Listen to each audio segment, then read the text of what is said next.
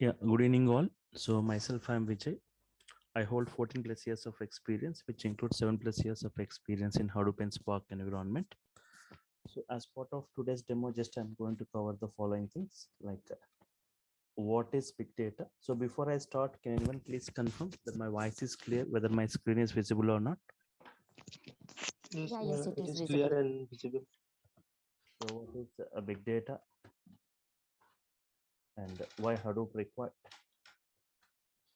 Already we have got many technologies available. Why again Hadoop is required?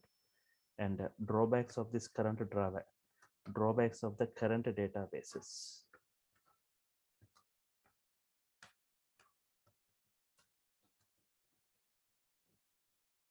Drawbacks of databases. Right? Okay.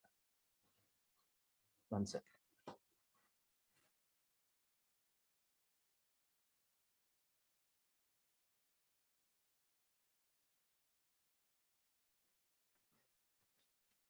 Okay.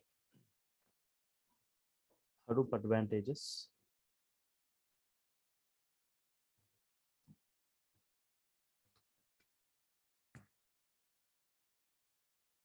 Hadoop ecosystem components.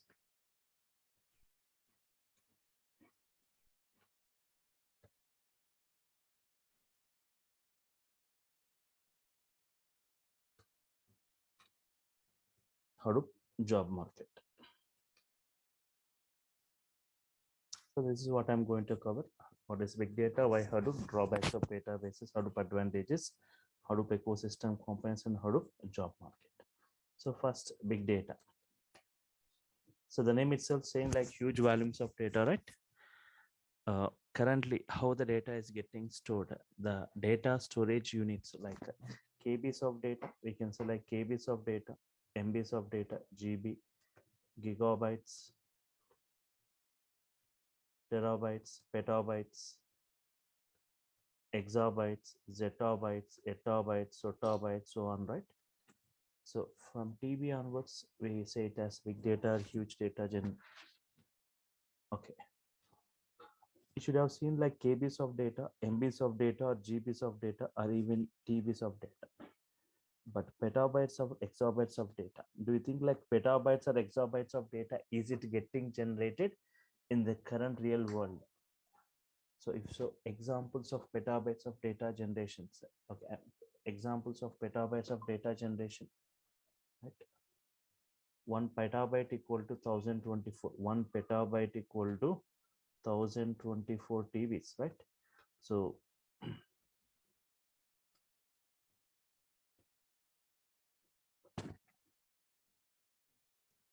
examples of petabytes or exabytes of data generation in the current real world, right?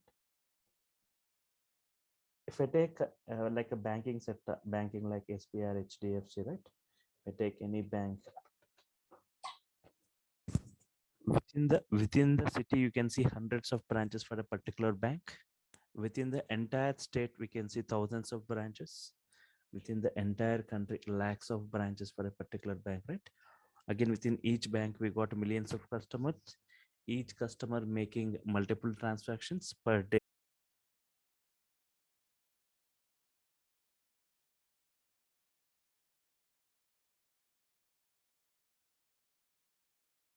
Yeah. Good evening, everyone. So myself, I am Vijay. I hold 14 plus years of experience, which includes 7 plus years of experience in big data, Hadoop, and Spark environment.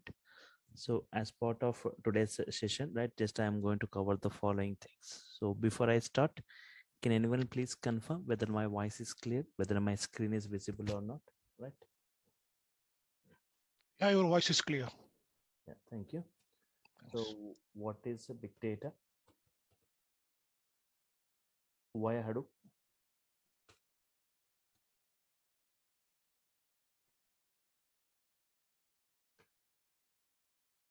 So already we have got many technologies available, right? And what are the main drawbacks we are going to see with the databases as compared with Hadoop? Drawbacks with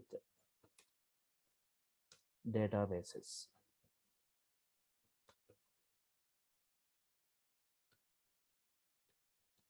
Hadoop advantages.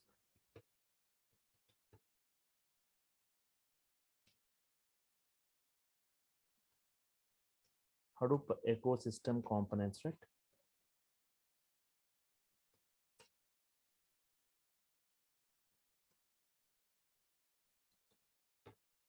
And Hadoop and Spark job market. Hadoop and Spark job market.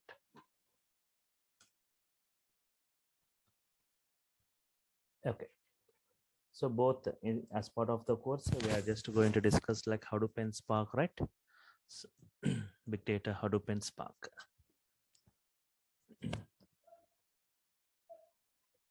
So the demo, just I'll be discussing these concepts today and tomorrow. Like you can attend the sessions today and for the next 2-3 days, right? You can just see what is this big data and why Hadoop require drawbacks with databases, Hadoop advantage and Hadoop ecosystem components. So big data, the name itself saying like huge volumes of data. The name itself saying like huge volumes of data. If you see currently how the data is getting stored, like what are the data storage units, right? Like we see KBs of data, MBs of data, GB, gigabytes, terabytes, petabytes, exabytes, zettabytes, etabytes, sotabytes, so on, right? So from TB onwards, we say like huge data. We say like it's like a big data, right? So you should have seen like KBs of data, MBs of data, or GBs of data, right? But TBs of data or petabytes of data. You should have seen like TBs of data also. Like, can you check, right? Whether petabytes of data, is it getting generated in the current real world? If so, petabytes of data generation. Examples of petabytes of data generation. Petabytes are exabytes of data generation. If you see like 1 petabyte equal to 1024 TBs, what is that? 1024 TBs, right? Already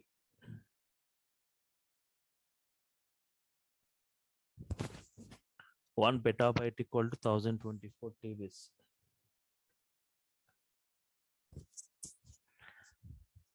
Already 1 TB is a large storage unit, right? But do you think like petabytes or exabytes of data, is it getting generated or not? Examples of the petabytes of data generation. Yes. Like if you take example of any banking sector like SBI, take the example of an SBI bank.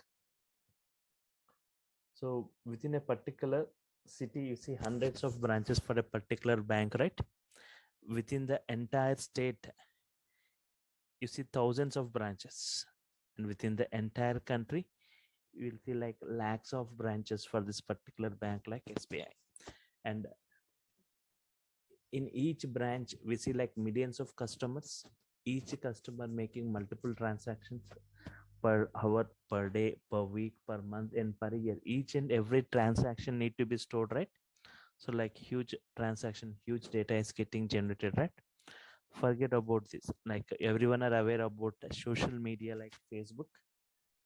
Talk about like Facebook, right? It has got users not only within the country, it has got users throughout the world. Facebook has got users throughout the world, millions and trillions of users, for Facebook. In a minute, how many posts and videos are getting circulated, and what is the data generated by Facebook in a minute, as it has to store all the videos and posts, right? So huge data, right? It's not like MBs or GBs of data generation. Like you see like TBs or petabytes of data generated by this Facebook, like millions and trillions of users making like many posts and videos getting circulated, huge data is getting generated, right? Not only like Facebook, today if we talk, right, every application generating data in petabytes, most of the applications generating data in petabytes. For example, just to take 1 minute of transaction, just to take 1 minute of transaction, in a minute how many FB posts, how many Facebook, what is the data generated by Facebook in a minute? Huge data, right? And what is the data generated by Twitter tweets, right? Like huge data is generated by this. and everyone just you are querying in the Google, right? If any queries, like what is the data generated by Google in a minute, and you're creating your own videos and uploading in the YouTube, right?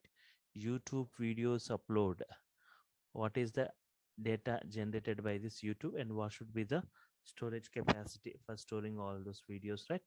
And millions and trillions of users using email or Gmail messages, email messages, what should be the storage capacity of it, right? Huge data, right? And if I just now I was talking about the bank transactions, right? Lakhs of branches, millions of customer making transactions, right? Huge data getting generated, and telecom transactions, right? Huge data is getting generated. And if I talk like Flipkart or Amazon, like e-commerce systems, right? So like huge data is getting generated everywhere, right? Everywhere huge data is getting generated.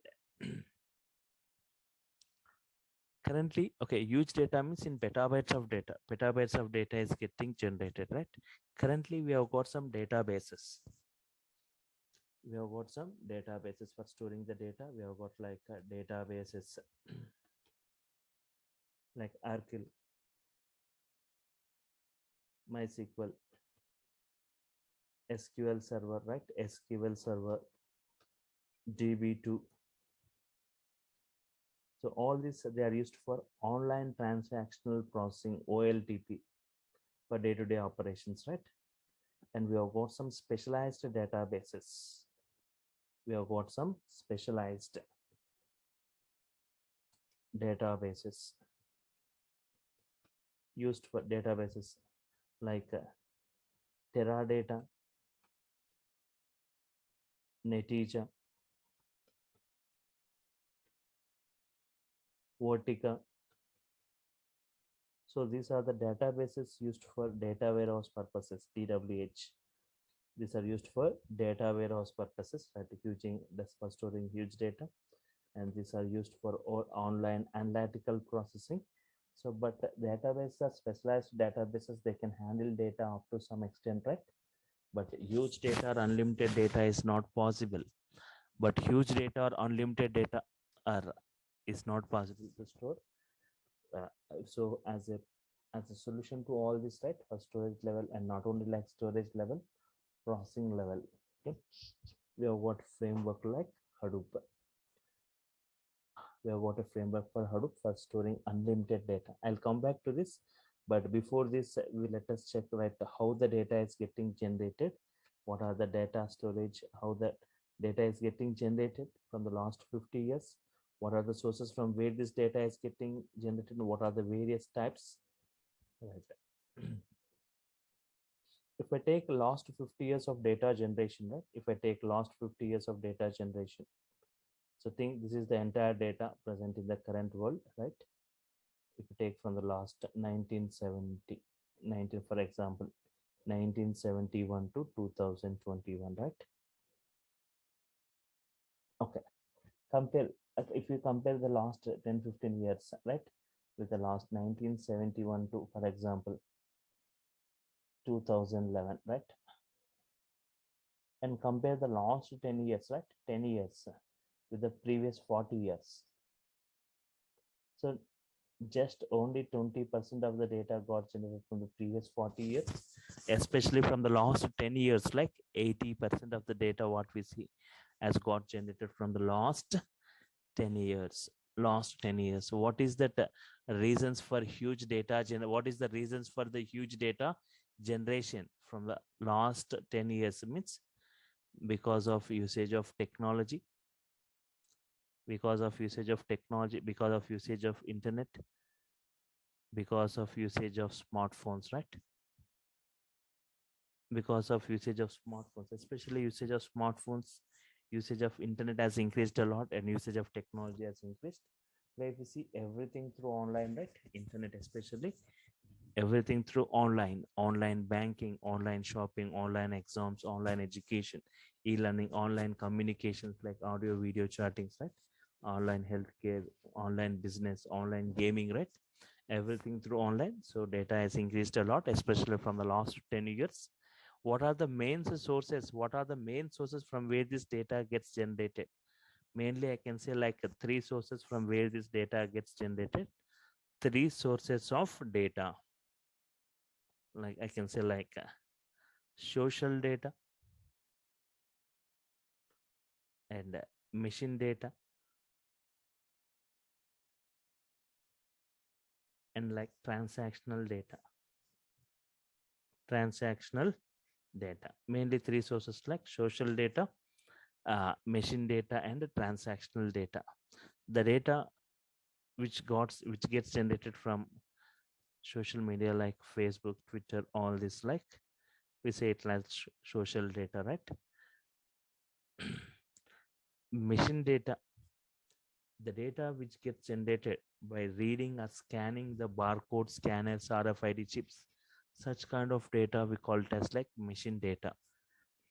So for example, if you go to any shopping malls, right, for the items you purchase, right, a big bill is generated, right? So the data which gets generated for reading or scanning the barcode scanners, RFID chips, such kind of data we call it as machine data. Transactional data, day-to-day operations, like what we see like day-to-day activities like banking data, telecom data, right? And this data which was generated, you can see like this data is just, it's going to occupy three formats, three types of data. Mainly this data is of three types of data.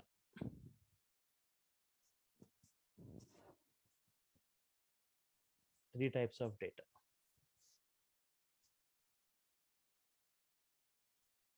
Structured data, you can see like structured data,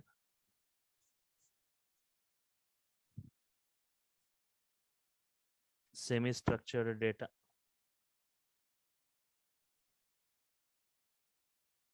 structured data, semi-structured data, and unstructured data, right? Unstructured data. Structured data means data which is arranged in the form of rows and columns in a structured format like Excel sheets, data, DB tables, database tables, all this like structured. Semi-structured data which are not fully structured, which is not fully unstructured, like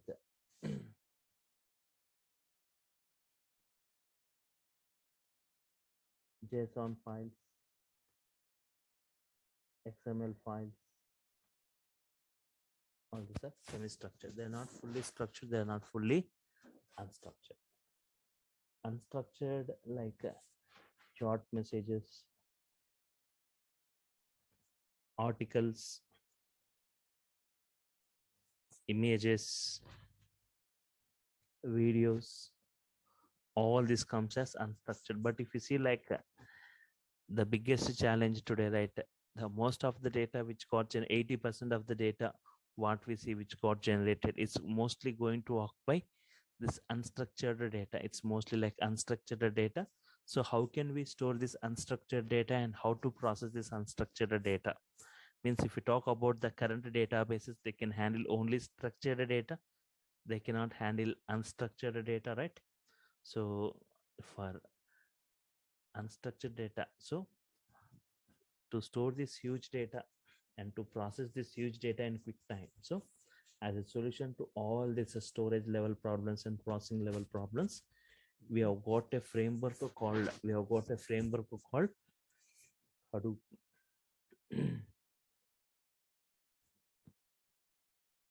got a framework called Hadoop, which can handle any types of data. It can handle any variety of data, like structured, semi-structured, or unstructured, right? It is mainly for two things. Hadoop performs, Hadoop is for storage and for processing. It's for storage and processing, storing that huge data and processing that huge data in quick time, right? Storing and processing. Okay, so storing, 1 second.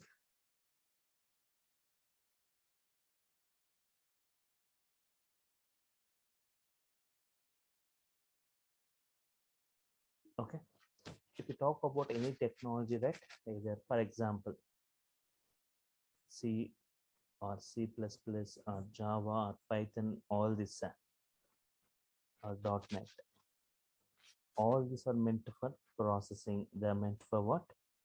Processing. And if you talk like Oracle, MySQL, DB2, SQL Server, all these they are meant for storage.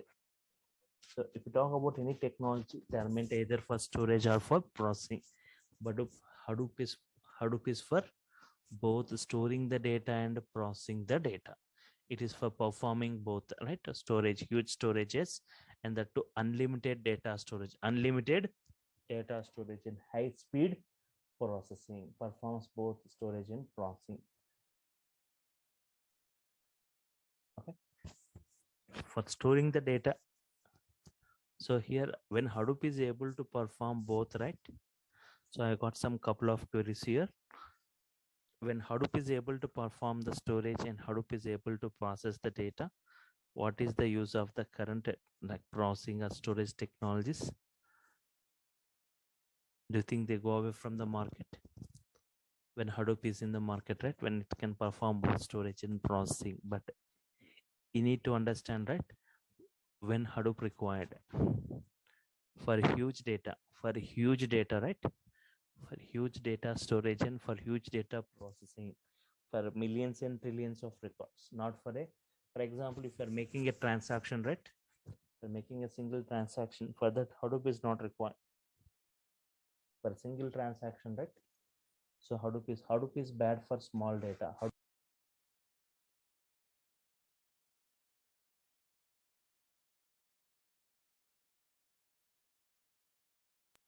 Hadoop is bad for small data. Hadoop is good for huge data.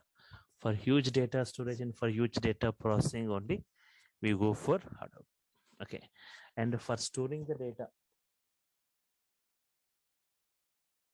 okay, for storing the data, does Hadoop use any databases for storing its data? Does Hadoop use any database for storing its data internally? Right? No. I am saying that we have got some drawbacks with the databases. With despite of these drawbacks, still Hadoop doesn't go with databases for storing its data. So it is Hadoop goes with a special kind of file system called as Hadoop Distributed File System. What is it?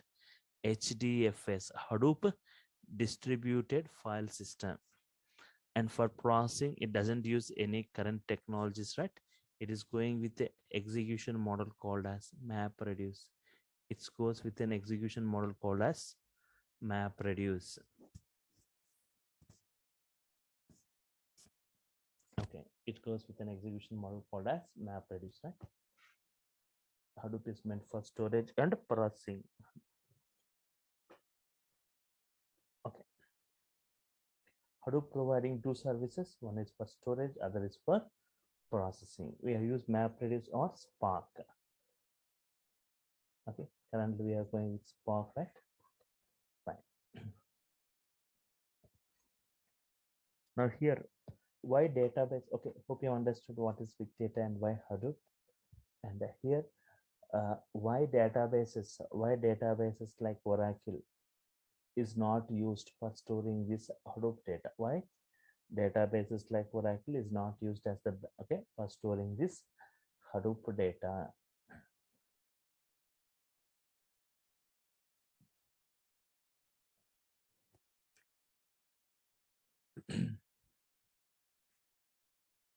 Okay, I'm sorry.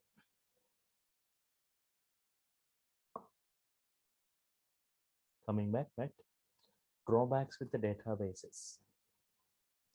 Just observe this drawbacks with the databases as compared with Hadoop, right? Drawbacks of databases as compared with the first, right?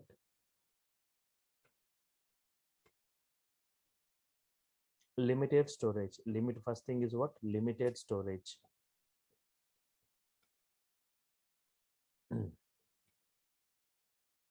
Limited storage means in GBs or in TBs, right? Mostly like it can handle data in GBs or in TBs. We go with the databases and specialized databases. And in most of the databases, no parallel processing, no parallel processing, right? No parallel processing is going to happen. No parallel processing. And here, if volume increases, if volume increases, speed decreases. Volume increases, what? Speed decreases, right? If volume increases, speed decreases, I'm saying, right? To justify this, right? Observe this query. Select the sum of amount, the total amount from sales one, the total amount from sales one, right? Assume that you have got some 10 records. You got some 10 records, right? Within the sales one. Select the total amount, right? Select the sum of amount, that is nothing but the total amount from sales to from another table, which consists of like 1 lakh records. And observe this, select sum of amount, select sum of amount from sales 3.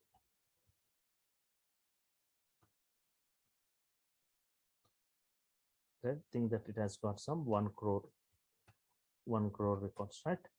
So here total amount from sales 1, total amount from sales 2, total amount from sales 3. Which query is going to execute faster among these 3, right? Which query is going to execute faster among these 3 queries? Obviously the first query, right? They're saying the total amount from this 10 records, total amount from this 10 records, right? So it's going to execute faster as compared with the remaining, right? Okay.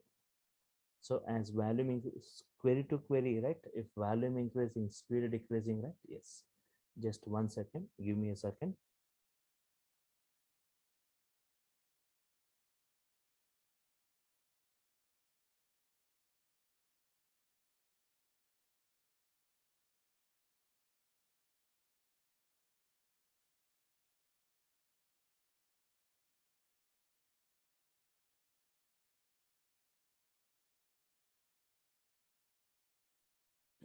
Yes. Now observe this. Limited storage, GBs or TBs, no parallel processing. As volume increases, speed decreases. And next is right. If complexity increases, right? Speed decreases, right? Speed decreases.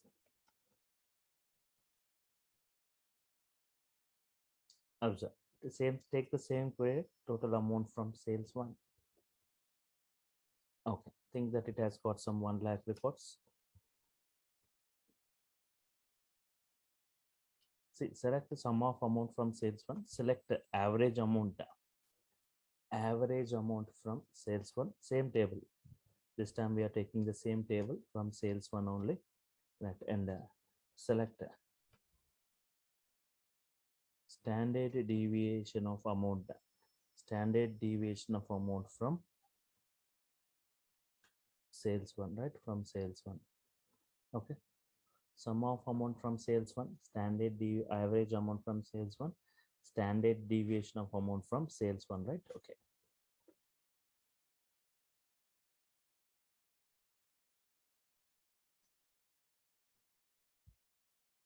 Standard deviation of amount from sales 1, right? Okay. If you observe this query to query, right? Which query executes faster among these 3? Yes. Sum of amount or average amount or standard deviation of which query executes faster when I've got same number of records in sales 1. Obviously, again, the first query executes faster, right? As compared with the remaining queries. First query takes less time as compared with, why? Because average amount is a 2-step process, right? First sum to be calculated, next average to be calculated. So as compared with the first query, the second query takes more time, right? Standard deviation of amount. Standard deviation of amount means lot of internal processing required. Lot of internal processing is required, right? Standard deviation of amount means lot of internal processing is required as compared with the sum of amount, average amount, and standard deviation, right?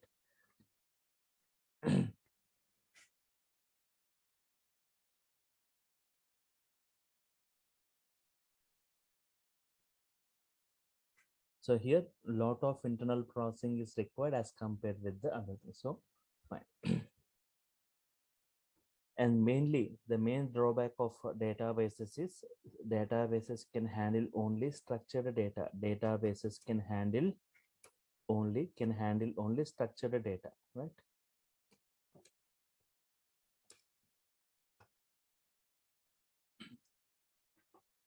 They can handle only structured data. They cannot handle unstructured or semi-structured kind of data. If you observe this query, right? Observe this following query to understand. Observe this following query, right? For example, I want to take reviews for a particular movie. I want to take a reviews for a particular movie, right? Reviews consisting of two columns, right? So just I'm taking like user and giving the review, right? User 1, user 2, user 3. In this way, 100 users giving that user 1 movie saying that movie is good. User 2 saying this movie is not good.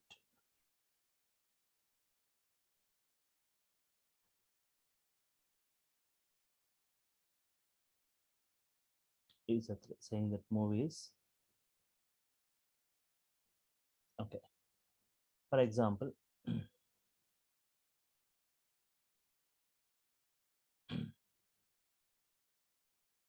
so in this way they are giving the reviews. In this way they are giving the reviews, right? For example, before this, right? So for example, the reviews, the taking reviews of 100 users, yes, users and reviews, users and review. Two columns are there, user 1, user 2, user 100 users, user 1 saying 1, user 2 also saying once. They are giving the reviews in the form of zeros and ones. One means good, 0 indicates bad. They are giving the feedback in the form of ones and zeros. Can you write an SQL query? Can you write an SQL query to count the number of zeros and number of ones? Count aggregation. Can we write an SQL query to count the number of zeros and number of ones? Right? Yes, right? For example, right, just say me that query, right? To count the number of zeros and ones. How many people saying it's good? How many people saying it's bad? Like select review wise, single grouping and single aggregation, right? Single grouping and single aggregation, review wise, count star, review wise count star from which table? Reviews table. From reviews table, group by review, right? All that output, see the observe this output, all that review wise, right? Ones and zero, grouping all the review wise. Okay, observe that 90 people saying the movie is good, 10 people saying the movie is bad. Okay, this is fine, but generally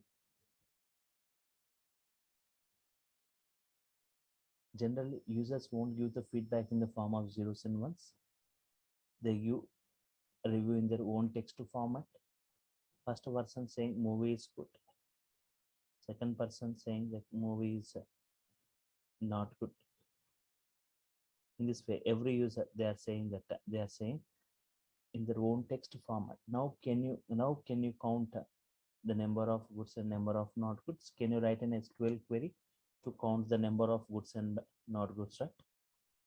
Can you write an SQL query now?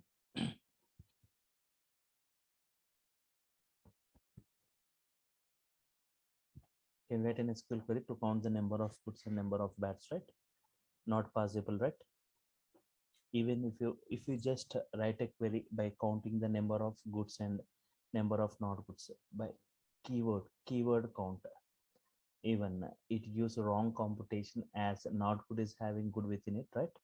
Not good has got a good within it, right? Okay, so wrong computation. So databases can handle only structured data.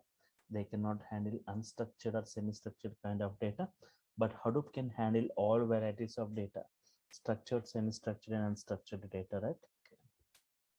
Fine. So like before I go with the Hadoop advantages, right? I'll just give overview of this Hadoop architecture to understand the advantages of Hadoop, right? Hadoop follows master and slave architecture. Hadoop follows master slave architecture. Hadoop doesn't follow like a client server architecture. It follows master slave architecture. Single master, multiple slaves. What is that? Single master and multiple slaves. Multiple slaves, right? Slave 1, slave 2. Master and slave architecture. Okay. This we call as like master node, or like even we can say like in Hadoop terminology we say like name node. Name node. This slave 1, slave 2, slave 3, slave n. So this we call as like slave nodes or data. We call like slave nodes or data nodes, right? Slave nodes or data nodes. So in Hadoop, for example, think that each slave have got 1 TB storage, 1 TB, 1 TB. They can 1 TB storage, right? Okay, hard disk capacity, right? For example, in Hadoop, data is stored in the form of files. For example, f1.txt file. Its size is like 2 TB. The size of the file is like 2 TB, right?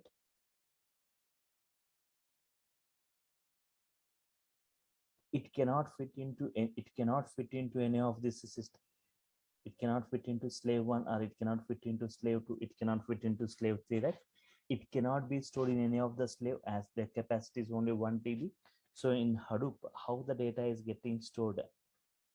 It's divided into smaller parts. You have what? It is divided into smaller parts, fixed size chunks. We call them as blocks. So in Hadoop, data is divided into blocks, into fixed size blocks. Each block is distributed across multiple slaves. Each is distributed across multiple slaves, right? It is divided into smaller parts, and the smaller parts we call them as blocks. The blocks are distributed across multiple slaves, means distributed storage. As data is distributed across multiple slaves, data is processed by multiple slaves parallelly. Think that in each slave some 10 lakh records are stored. 10 lakh, 10 lakh, 10 lakh. So data is distributed across multiple slaves, and data is processed by multiple slaves parallelly. So here two advantages you can observe: huge data storage, and unlimited data storage, and high speed processing, very high speed processing, right? So based on this, right?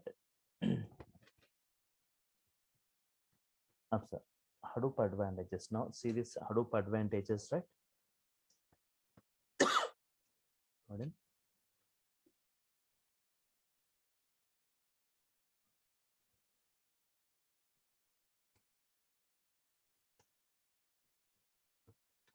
Hadoop advantages. First one, unlimited data storage. Unlimited data storage is possible. Unlimited data storage is possible. Unlimited data storage because of a feature. There is a feature called horizontally unlimited scalability. Because of a feature called horizontally unlimited scalability is possible. Unlimited scalability. Horizontally unlimited scalability means horizontally unlimited number of slaves can be added. Means for example, you have got a small business, right? You have got less number of slaves. Think that you have got some less number of slaves, right? Think that you have got some only 10 slaves. S1, S2, S10, right? So your business has increased, your customers have increased, your branches have increased, your data has increased, right? Still you cannot go with the same number of statements. If customers increased by 100 times, think that, and data increased by 1000 times, then you cannot go with the same number of slaves, right? Horizontally you will keep on increasing the slaves from 10 to 100, 10 to 50, or 50 to 100, right? So horizontally unlimited number of slaves can be added. That is what scalability means, adding, right? Horizontally unlimited number of slaves can be added. There is no limit on the slaves that Hadoop can have, right? And in the tomorrow session, just I'll be briefing you more, right? Why only Hadoop can go with unlimited data storage? Why not that databases like Oracle, the other things? Why there is a restriction? Why they go with a limited storage? Okay. And high speed processing is possible. High speed processing because of parallel processing. High speed processing because of parallel processing. Parallel processing, right?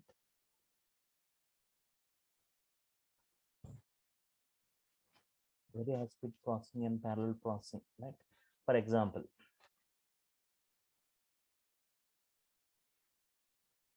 one person, for example, if you take non-parallel and parallel, right? I take the example of non-parallel and parallel. One person preparing one item takes 1 minute. The same one person preparing 10 items takes 10 minutes. The same one person preparing 100 items, right? Takes 100 minutes.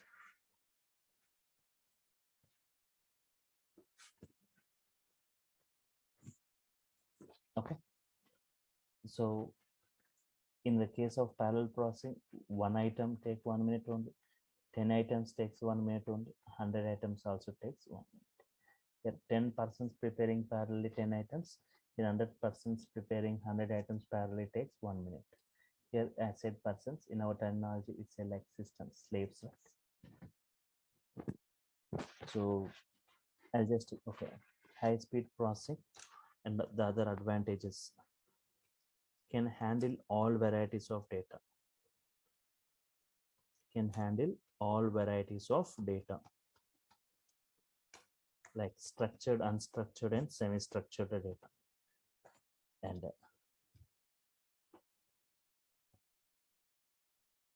it's an Hadoop is an open source,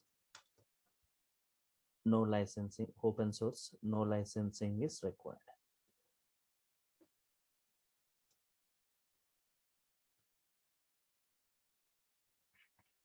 No licensing is required, right? So very high speed processing. I'm saying like Hadoop has got very high speed processing because of parallel processing. An example, right? Okay. So Yahoo has conducted a test to check the speed of various databases in the market, right? Yahoo has taken a table of size like 100 TB, right? Consisting of 1024 columns. The task is sorting based on 16 columns. Sorting based on 16 columns. Sorting based on 16 columns. Okay.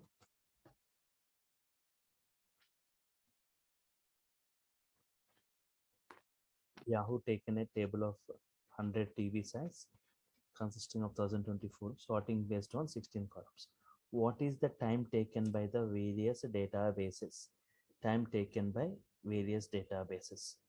First, Oracle. It has taken nearly 3.5 days to process it. MySQL. It has taken nearly 6 days to process it. And specialized database like Teradata, it has just taken 4.5 hours, right? It has just taken 4.5 hours. Netija, another specialized database, it has just taken 3 hours to process it. Finally, Hadoop. Finally, like Hadoop has just taken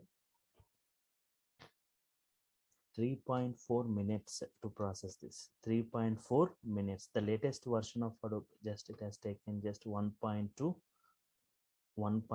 minutes to process it, right? So see that days are hours.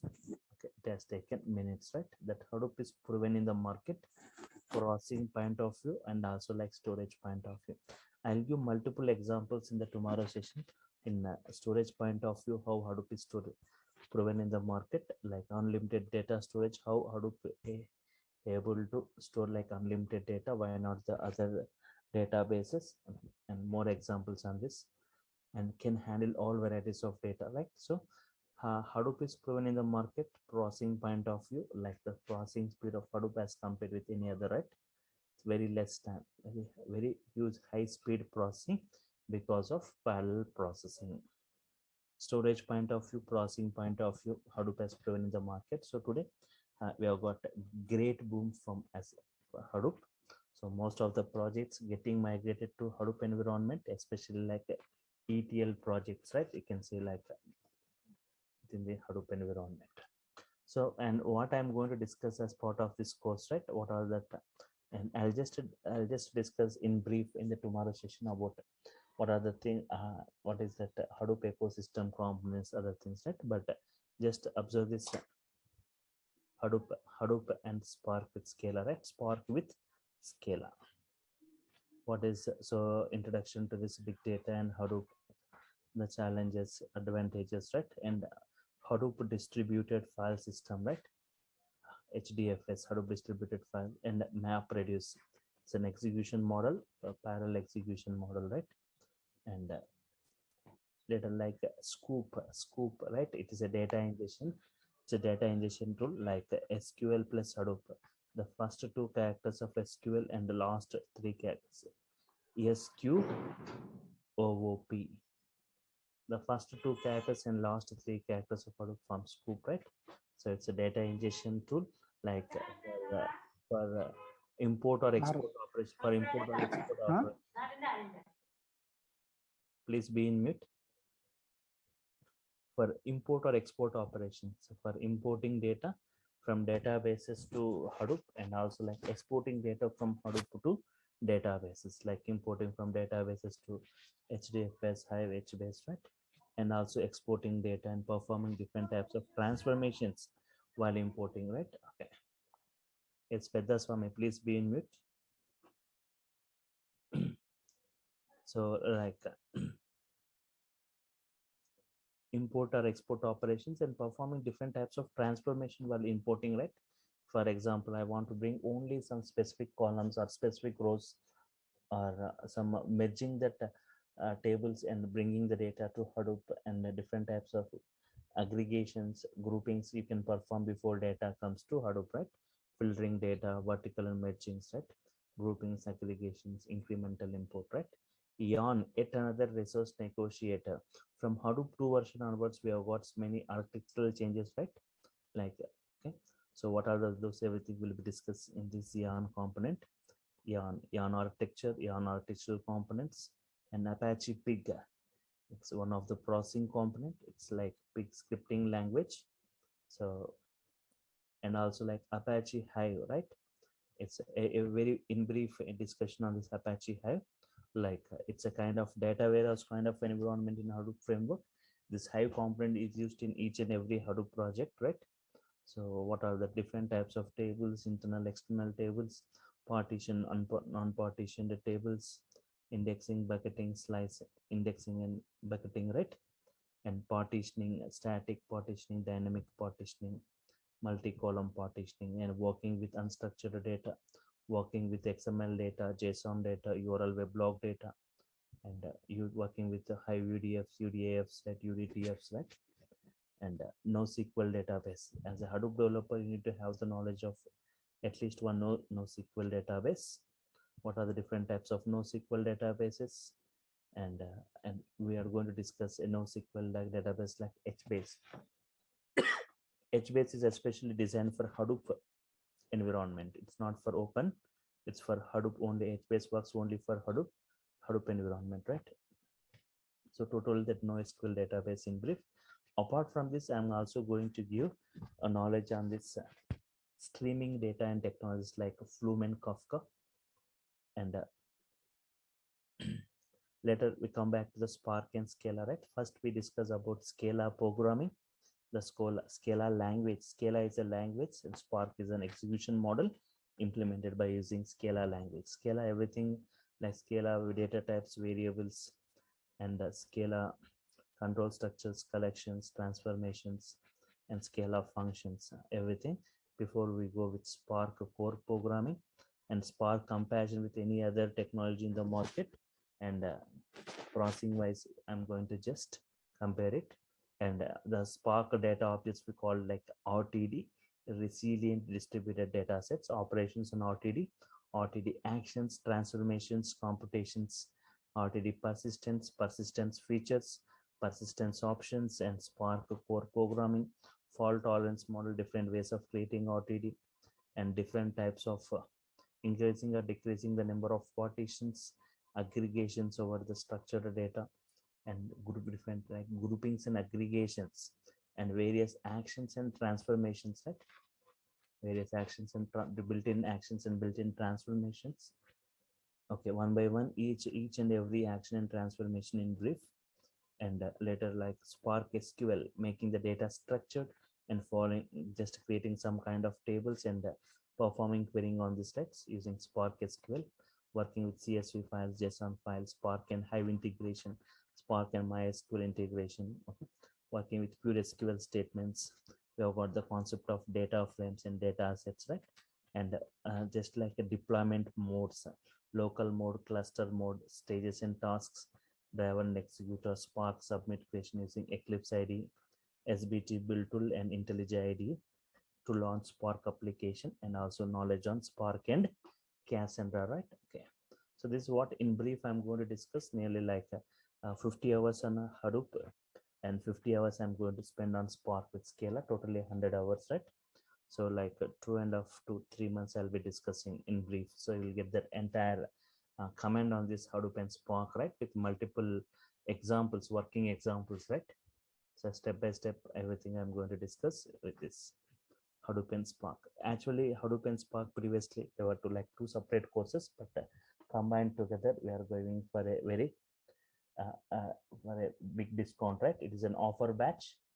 So just we are offering this Hadoop and Spark both combinedly for just 10K. 5K for Hadoop, 5K for Spark, like just like 10K, it's an offer batch for 100 hours, 50 hours on Hadoop, and like nearly like 50 plus hours on Spark, right? In brief, in depth, we'll be discussing, right? So even you can attend the session tomorrow and after tomorrow also to see more on this, more discussion on this, right? On storage and processing in Hadoop and Spark, right? So if you've got any queries, right, you can just ask me, right? Related to this, what we have discussed till now, and anything related to Hadoop and Spark, right?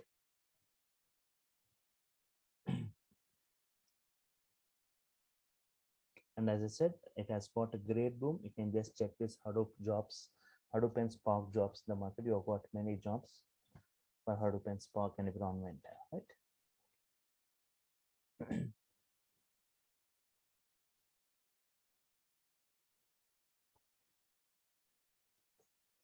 So everyone, you can follow the same link and you can attend tomorrow also. You can attend the session same time with the same link, right, to see more on this Hadoop and Spark.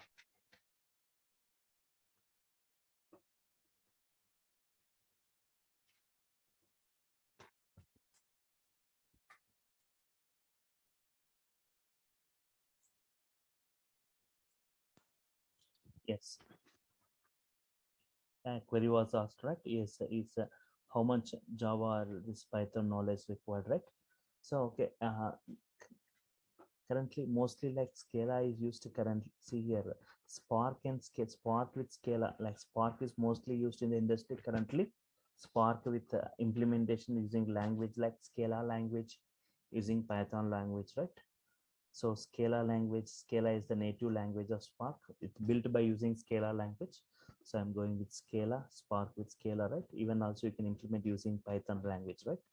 So previously for MapReduce, Java is mostly used in Hadoop, but that component has totally got outdated now. It's not much used in the industry currently using, but the other components like Hive is used, Spark is used, the other things, right? We'll be spending more time on those, right? Instead of going with the outdated topics. So I can say like I'll be just discussing Scala language, right? So not a problem, right? So basics of Linux or basics of SQL knowledge required, right? The prerequisites for this. Even if you doesn't have the idea, just I'll be giving before I go with the practicals. I'll be just giving you that knowledge on those both, right? Things. Not only thing is every day like everyday practicals if you're performing and if you're understanding the things, right, it makes. So I'll be providing like topic wise. Yeah, every session is video recorded. You'll be getting the recording of that every session recording. You'll be getting that day itself, right?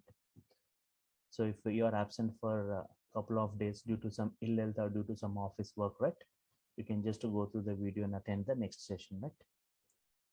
And also you will be having a group, a WhatsApp group for technical discussion, for directly interaction with me, right? Okay, later once you get confirmed or enrolled with this course, right? Fine.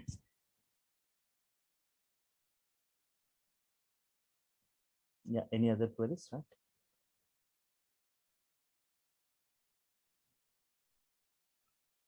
So for how long these videos are going to be available?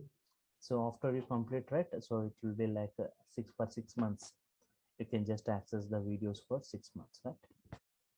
Is there any chance we can increase the validity? You need to have separate discussion with that online team, right, for that. Okay, thanks. Okay, so if I'm done with your queries, if there are no other queries, right, I'll just sign off for today. Meet you tomorrow same time with the same link, right, to see more on this, right? Everyone, you can attend the session tomorrow. If you have got any queries, you can ask me in tomorrow's session, right? Fine. Thank you all for your time. Thank you. Thanks. Bye.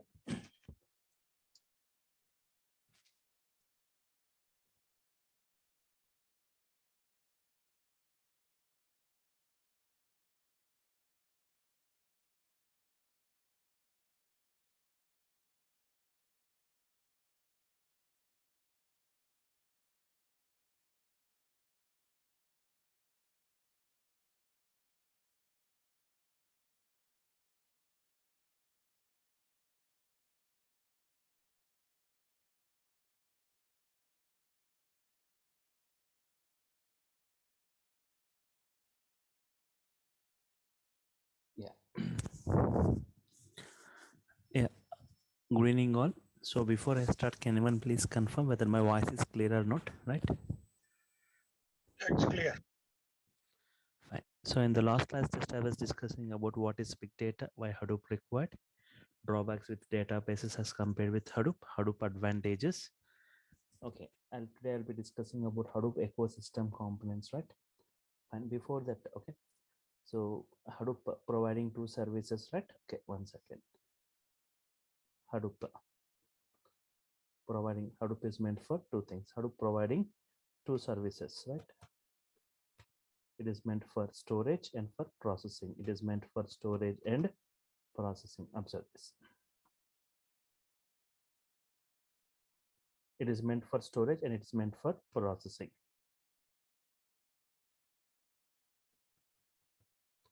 For storage, it doesn't use any database for storing its data.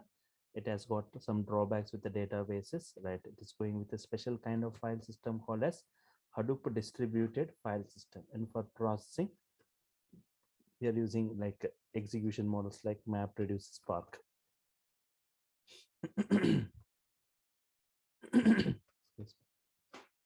So storage and processing. So what is a Hadoop cluster? Hadoop cluster, right? Group of CPUs. You can say like a group of CPUs. CPUs nothing but nodes connected in a network. Connected in a network. Group of CPUs, nodes connected in a network. There are two types of nodes. There are two types of nodes, like master node, name node. What is master node and master node are like we say like name node in Hadoop terminology, right? Slave node or data node. Slave node or data node, right? Observe this. In Hadoop, Hadoop follows master and slave architecture, single master and multiple slaves, right? Single master and multiple slave architecture. It doesn't follow client server architecture. Single master and multiple slaves.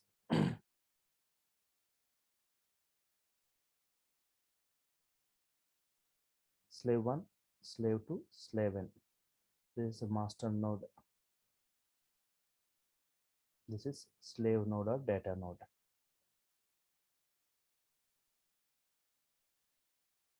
Data nodes. So why the name data nodes? Means data stored within the slaves, data processed within the slaves. Here data stored within the slaves and data processed within the slaves, right? In Hadoop, data is stored in the form of files, The file, a bigger data file, right? A bigger data file, it is divided into smaller parts, smaller like fixed size chunks, we call it as like blocks. They are going to get distributed across the slaves. They are going to get distributed across the slaves and processed by the slaves parallelly. Distributed storage and parallel processing. Think that they think that some 10 lakh records in this, 10 lakh records, 10 lakh records in this. Processing this 10 lakh records is nothing but the task one. 10 lakh records, processing this 10 lakh records is nothing but task 2, task 3, in this way task n, multiple tasks. Okay. So what is the master node responsibilities? A master node and what is the slave node responsibilities here, right? Here. I'm sorry, master node responsibilities.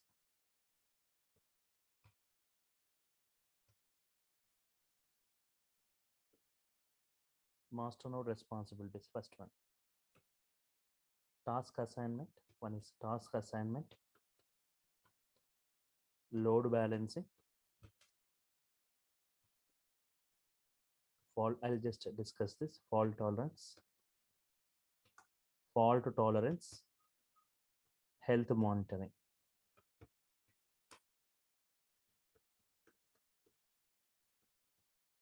Health monitoring, right? Yes. Task assignment, load balancing, fault tolerance, and health monitoring. Okay.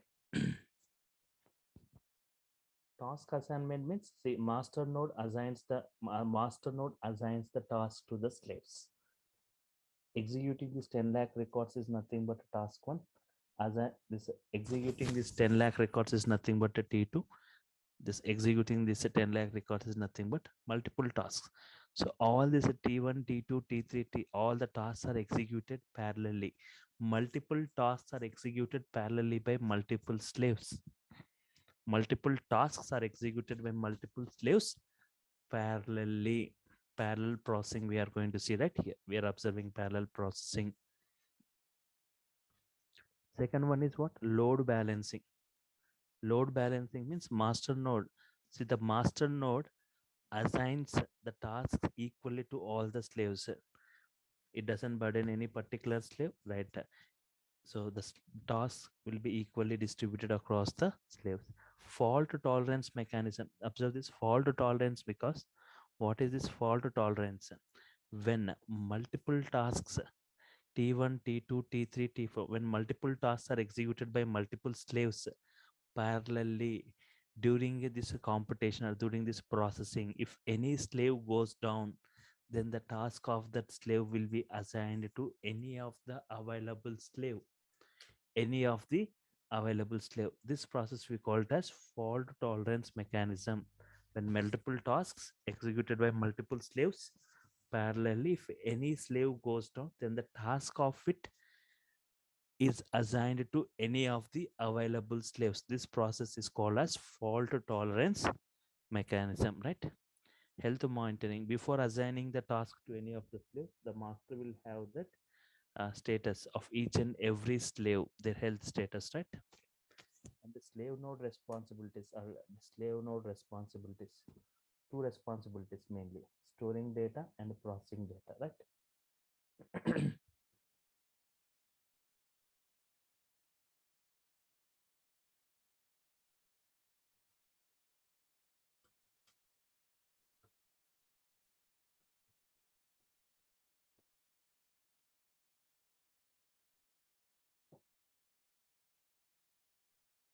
Slave node responsibilities.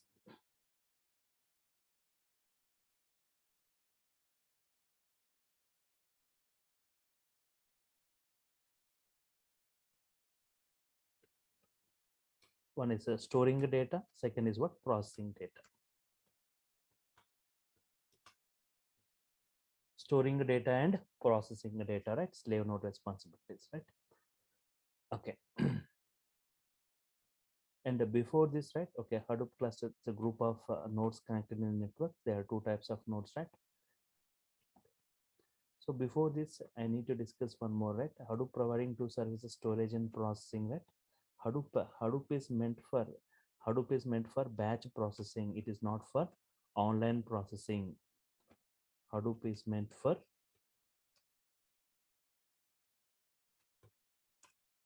batch processing, right?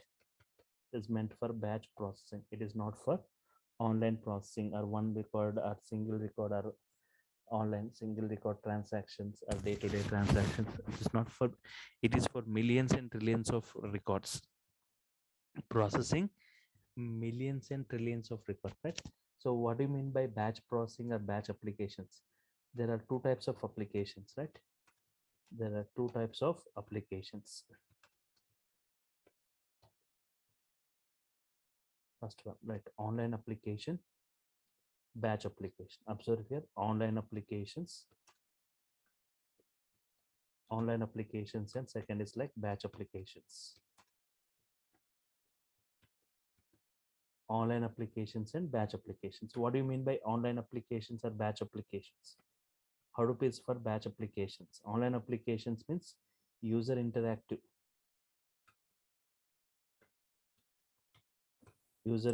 applications, user non-interactive applications, user non-interactive application.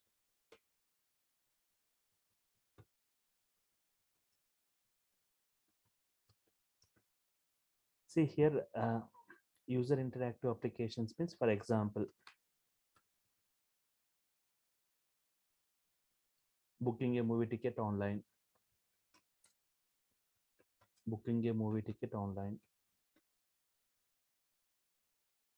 making a online transaction,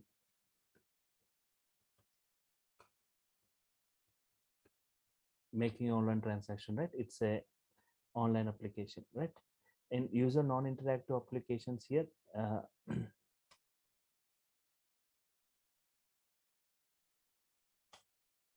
here user gives the input,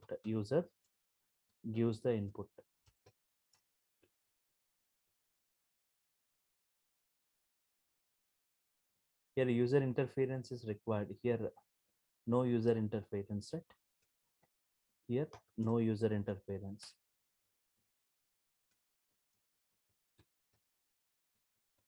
So for example, here the user is nowhere required. For example, generating mobile bills for millions of customers, here for generating a mobile bill, right? For generation of mobile bill, user is nowhere required. User won't give any input. User interference not required. Okay. Bank statement generation, right? Bank statement generation for millions of customers, right? For millions of customers. Millions of customers, for example. And one more, like railway ticketing PNR status. See, railway ticketing PNR status. Currently, your waiting state is like 190. After 2 hours, it is 170. Like tomorrow morning, it is 100. Tomorrow evening, you got confirmed, right? Here, user is nowhere required, right? User is nowhere required. So it everything happens in the background, right? It is an automatic process which happens in the background where user interference is nowhere required, right? So most of these financial applications, right, are background applications where they are batch applications. Financial sector, all these are batch applications which happens, user interference is nowhere required, right? So here Hadoop is meant for batch processing or for batch applications. Hadoop is meant for batch processing or for batch applications, right?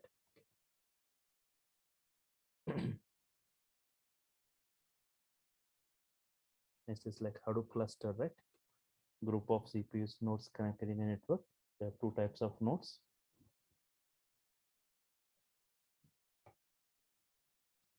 What are the master nodes, responsibilities, and slave nodes? And I was discussing the drawbacks of databases yesterday. Why databases like Oracle are not used for storing Hadoop's data? What are the drawbacks we see? Like limited storage, no parallel processing in most of the databases, right? As volume increases, speed decreases. See in that query to query, 10 records, 1 lakh records, 1 crore records, right? Record to record, that is query to query as volume increasing, right? Speed decreasing. The first query takes very less time.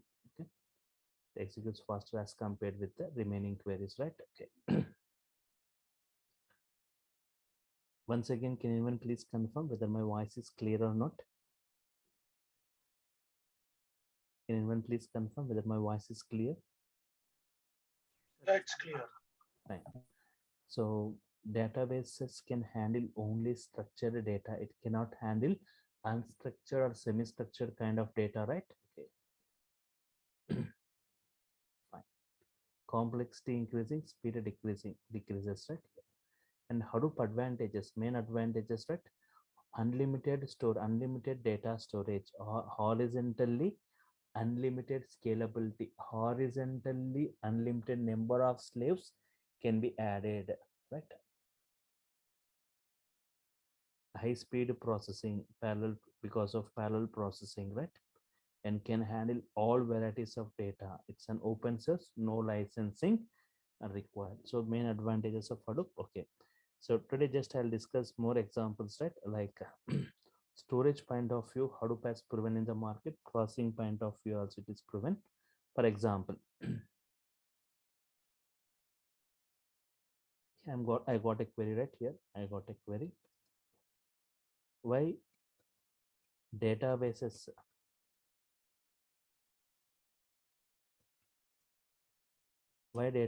like Oracle cannot support unlimited storage? Databases like Oracle cannot support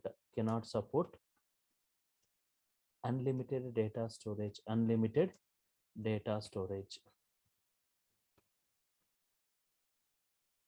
Why databases like Oracle cannot support unlimited data storage, right? Okay.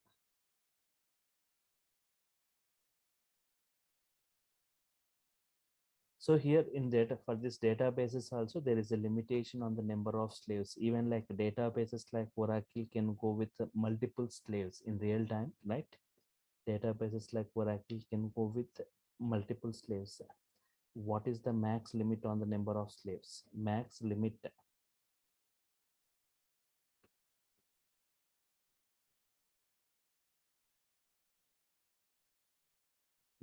on number of slaves.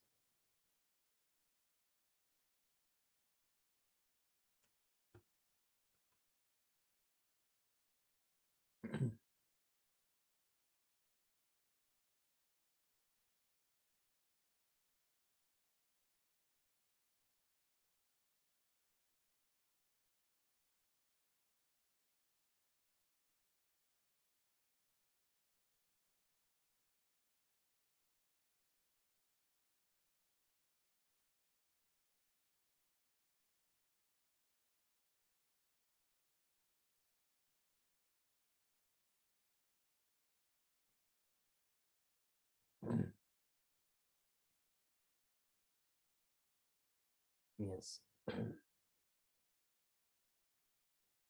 First, like Oracle, right? Oracle, right?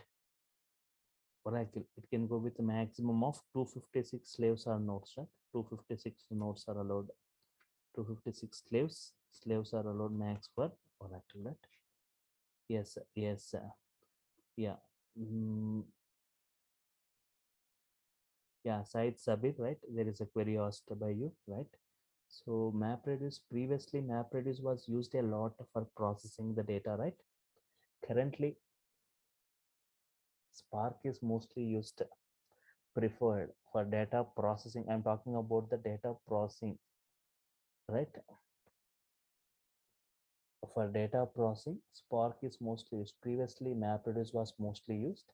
Now we are using like processing components like Spark for processing the data, right? So generally, 1 second, I'll just show you that. So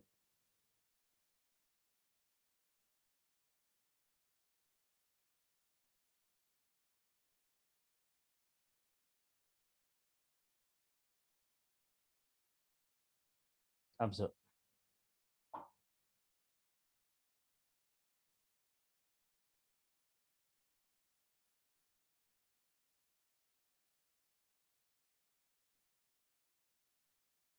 This Hadoop.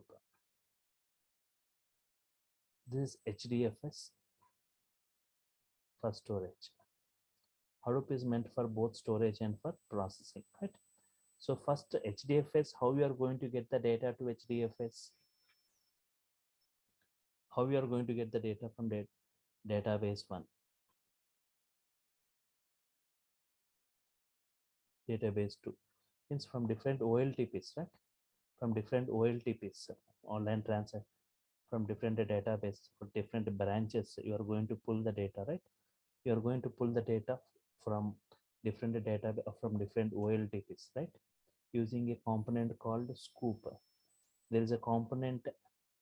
There is a component called scoop in for importing the data from databases to Hadoop HDFS, right?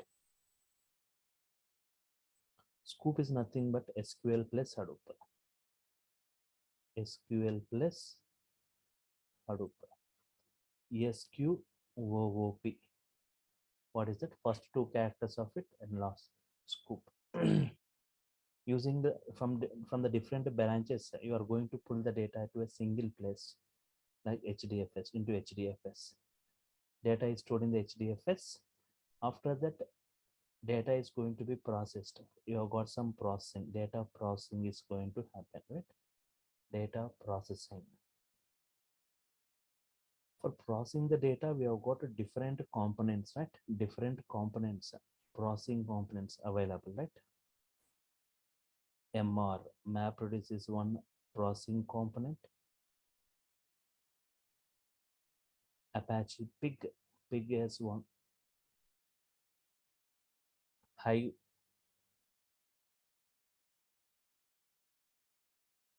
Spark. So these are the processing components. MapReduce previously it was mostly used, right? Now because of that high huge codings, now we are going for Pig, Hive, Spark. Pig, Hive and Spark, right? So after processing, right, you are going, data is going to get processed. After processing, again, if you want to bring the data back to database, to any particular database, again, from Hadoop to database, like scoop, this is scoop import operation. Scoop import operation you are going to perform, but here you are going to perform scoop export operation, right? Scoop export, you are going to process. After processing, we can take the data to database. Otherwise, you can also take the data to NoSQL databases. To NoSQL databases where huge storage is possible, right? Like NoSQL databases like HBase, MongoDB, Cassandra. Not only this, we have got many NoSQL databases like HBase, MongoDB, Cassandra, CouchDB, React, Peanut, Neo4j. In this different, but the famous one is HBase, MongoDB, and Cassandra. HBase, especially it is for Hadoop environment. Especially it is designed for Hadoop, right? HBase is designed for Hadoop environment.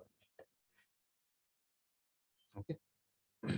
So how this you are pulling the data, storing in one place like in HDFS where huge data storage is possible. And for processing the data, right, we can go with these components like processing components. I'm just going to explain you today, right, what are the components we are going to discuss and what are the ecosystem components of Hadoop.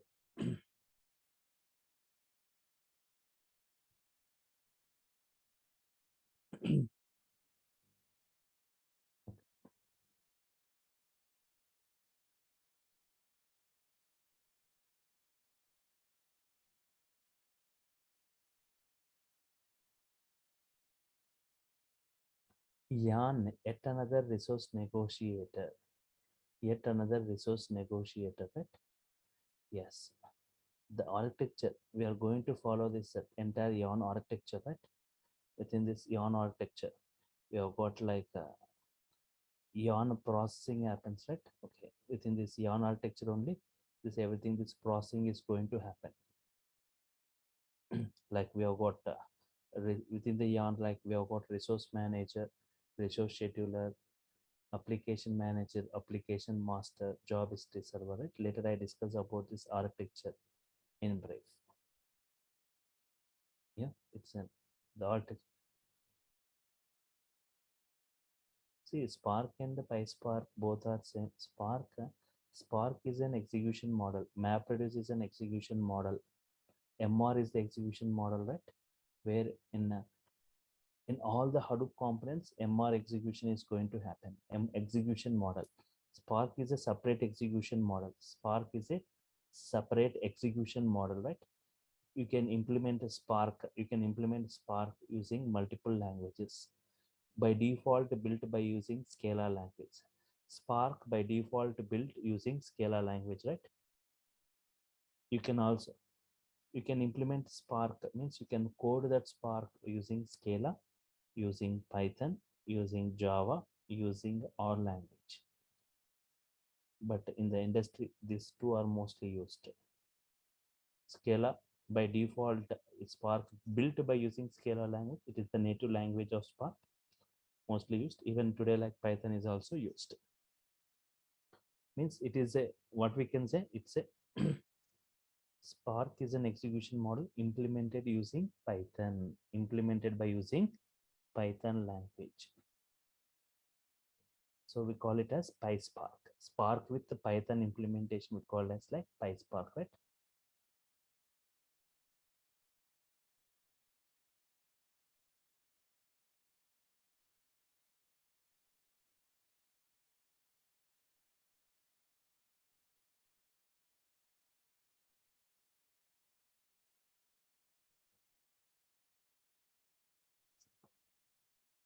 Yarn is a distributed cluster, it is. Yarn is what? A distributed cluster. Yes, sir. We are going to perform our execution, everything on the Yarn, either this MapReduce or this Spark, everything goes within this Yarn cluster, right? It's a distributed cluster, right? Yarn Yarn is a distributed cluster, right?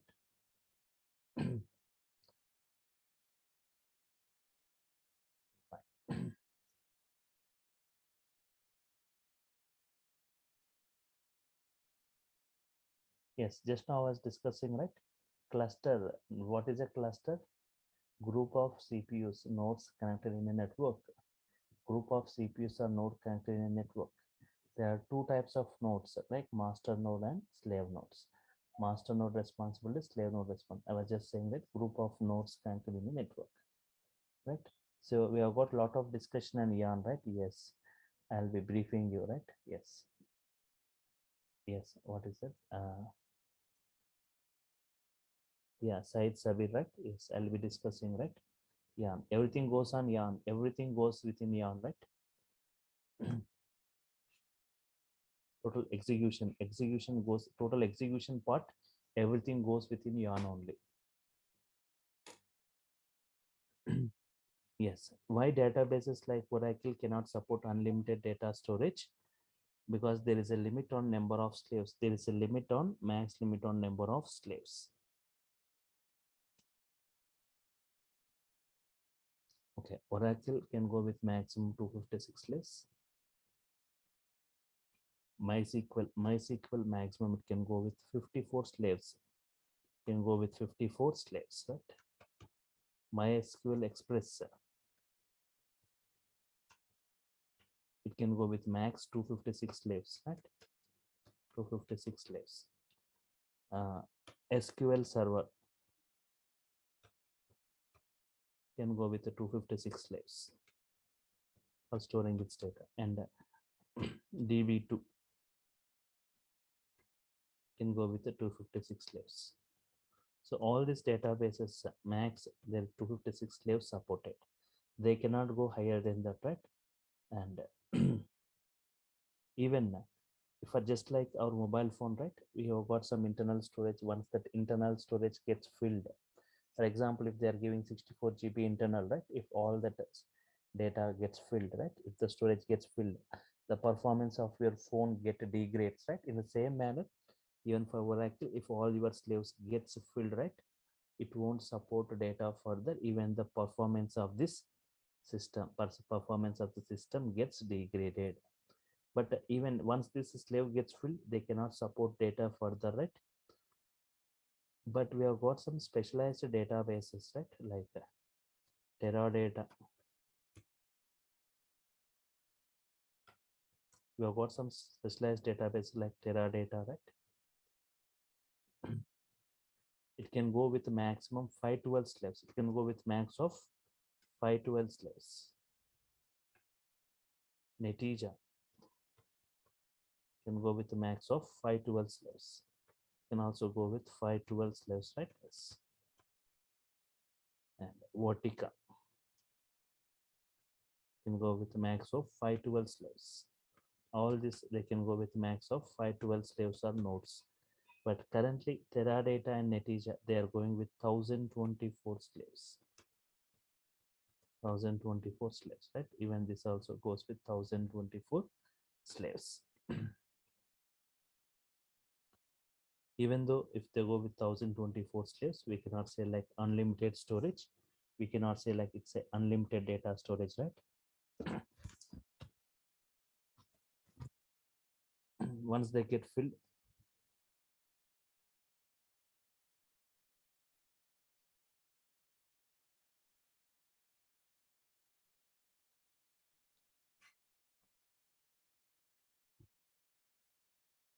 yes. Yeah, Nelson. A query was asked by Nelson, right? Okay. So to go with this course, right? Yes. Basics of Linux, basic LFS Linux commands, basic SQL, right? But still, I'll be discussing those things once we go with, before we go with the practicals. I'll be discussing that what knowledge required, right? Means like basic SQL commands or basic Linux commands. Just I'll be briefing you before I go with the practical part. So for working with HDFS commands, right? You need to have the knowledge on LFS, local file system commands, right? Linux commands. So just I'll be briefing you about those things before I go with the practicals. Not a problem, Nelson. Okay. Teradata and Netija, currently they are going with 1024 slaves, but still we cannot say like It's unlimited data storage. Once they get filled, they cannot support the data further. But so if you take any database or any specialized databases, they are unable to store, that is, they are not supporting unlimited data storage. None of the databases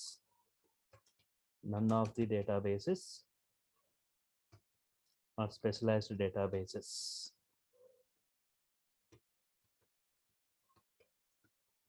are supporting unlimited storage, are supporting unlimited data storage.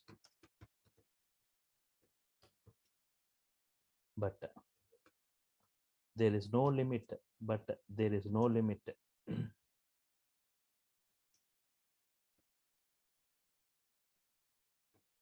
But there is no limit on number of slaves, that Hadoop can have, horizontally unlimited scalability. What is that? Horizontally unlimited scalability. We have got a feature, right? There is no limit on number of slaves that Hadoop can have. Horizontally unlimited number of slaves are allowed. Unlimited scalability. That's why Hadoop can accommodate unlimited data. Unlimited data storage is possible. You can, as your data is increasing, you keep on increasing your slaves, right? So here to just justify these things, right, we have got some, so we have got some proofs, like Yahoo, when first time implemented Hadoop,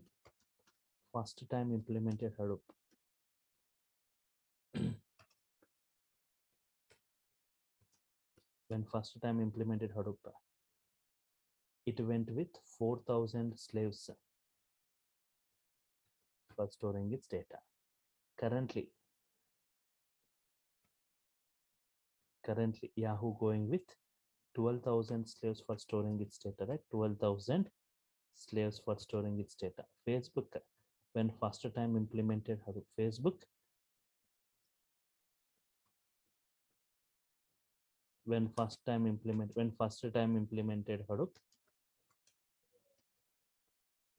it went with 8,000 slaves for storing its data. 8,000 slaves. Currently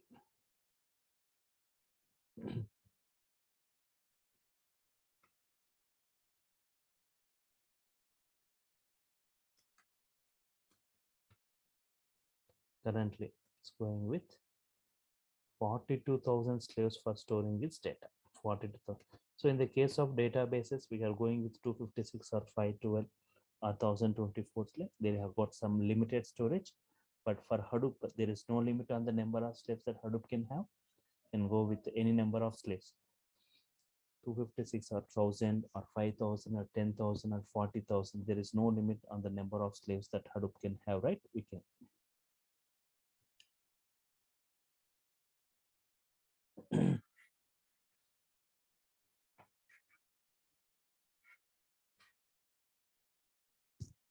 Okay. So there is no limit on the number of slaves that Hadoop. So here, when Yahoo first time implemented 4,000 slaves, currently it's going with 12,000. Facebook, when first time implemented Hadoop, went with 8,000 slaves. Currently it is going with 42,000 slaves for storing its data. So Hadoop is proven in the market as compared with other things. So unlimited data storage is possible. And just yesterday I was discussing, right? One more, right? Here, Yahoo, when processing point of view also it was proven, right? Storage point of view, Hadoop has proven in the market. Processing point of view, so it has taken a table of 100 TB consisting of 1024 columns. Task is sorting based on 16 columns. Time taken by different databases like Oracle has taken 3.5 days, MySQL 6 days, Teradata has taken 4.5 hours to process, Netija has taken 3 hours, but Hadoop has taken just 3.4 minutes. Latest version of Hadoop taken 1.2 minutes to process it, right? This what is the speed of Hadoop processing speed as compared with the other things, right? Okay, so Hadoop is proven in the market.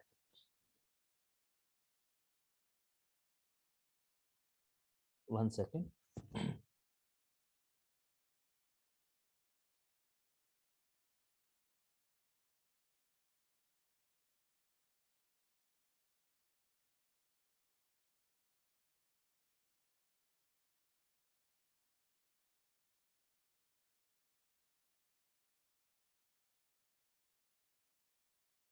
Okay.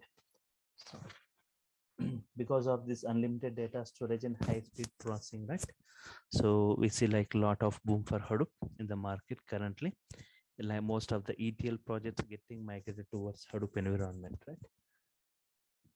Next, like Hadoop ecosystem components.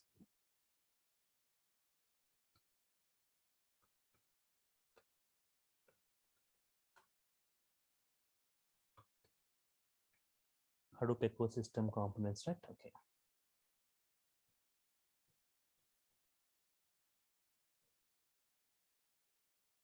So we have got some components, Hadoop components for storage and for processing, right? So we have got like HDFS, Hadoop distributed file system.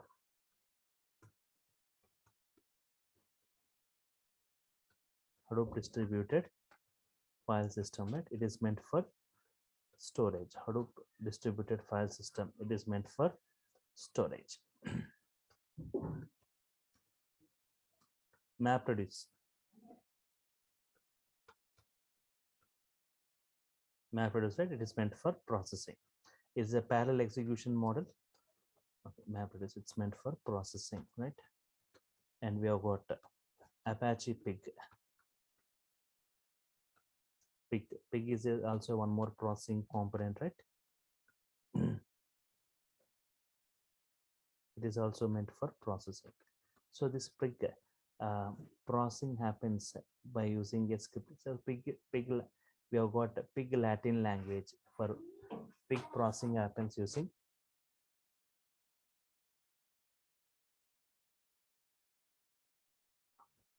Pig Latin language. We use a language called Pig Latin language.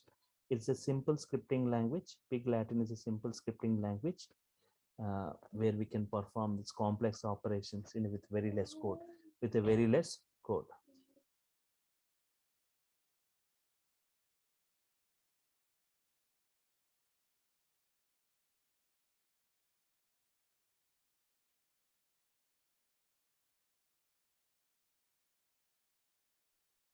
Yes, just give me a second, just 1 second.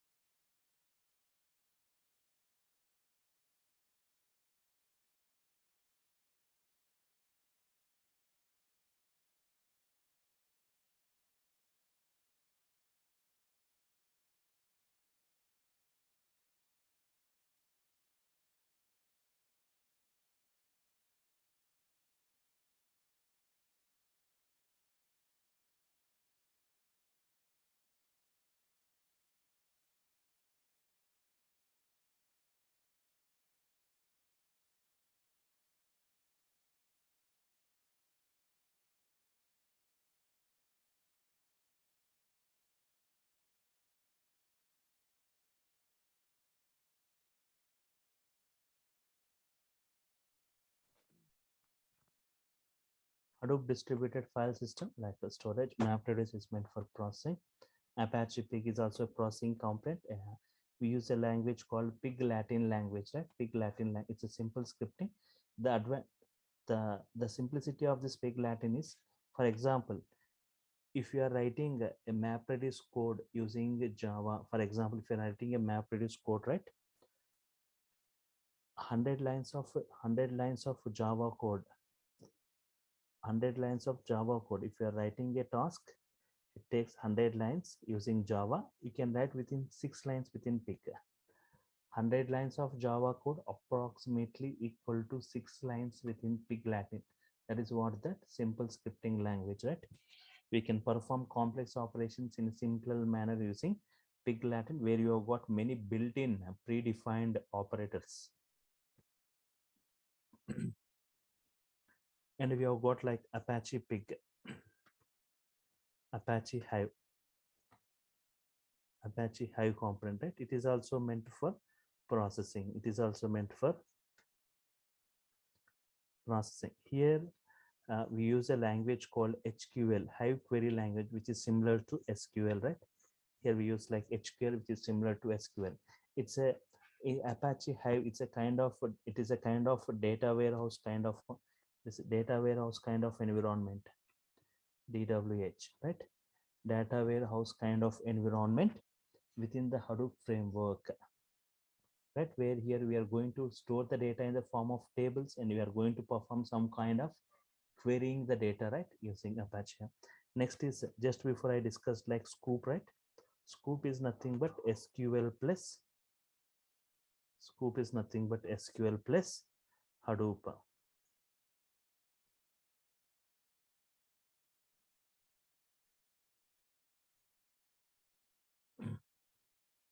SQL plus Hadoop, right?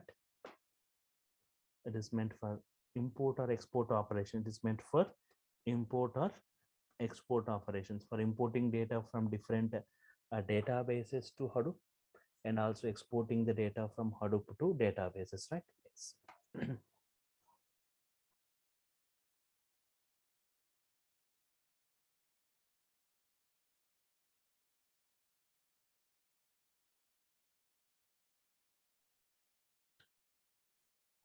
NoSQL. Next, we need, as a Hadoop developer, you need to have the knowledge about at least one NoSQL database. So as part of the course, we'll be discussing in brief about one NoSQL database. NoSQL database main advantage, schemaless behavior. Schemaless behavior, right? Schemaless behavior means record to record different number of fields can be maintained.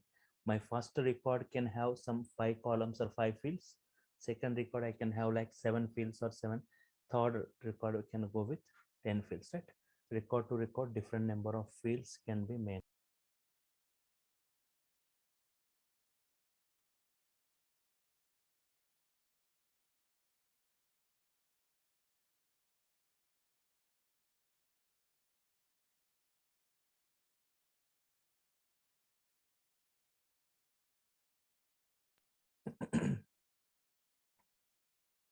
NoSQL schemaless behavior, right? Okay. Schemaless behavior, random access. Hadoop is meant for sequential access, but here NoSQL performs like random access. Random access, right?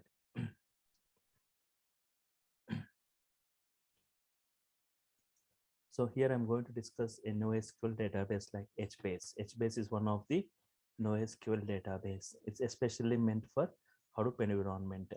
It works only for Hadoop applications, right?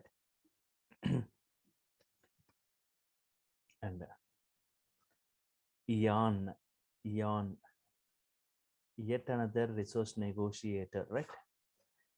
So this component we are going to discuss in brief about this yarn. What is yarn, right? We have got some drawbacks in the previous versions in Hadoop 0 version 1 previous versions, but from Hadoop 2 version onwards, all those are rectified. Yet another resource negotiator. What is yarn? Yet another resource negotiator.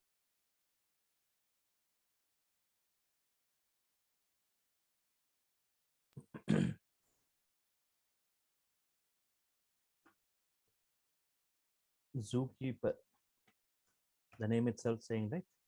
It controls and coordinates all the other Hadoop components, right? Controls and coordinates. Controls and coordinates all the Hadoop components.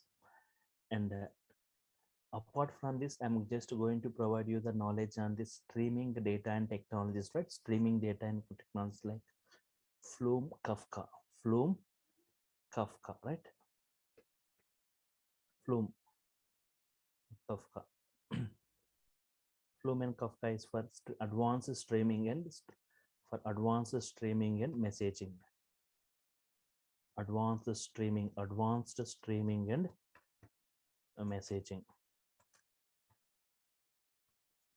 streaming and messaging, right? Okay. And streaming, what do you mean by streaming data? What do you mean by streaming data, right? Data which keeps on generating, data which keeps on incrementing, such kind of data we call it as streaming data.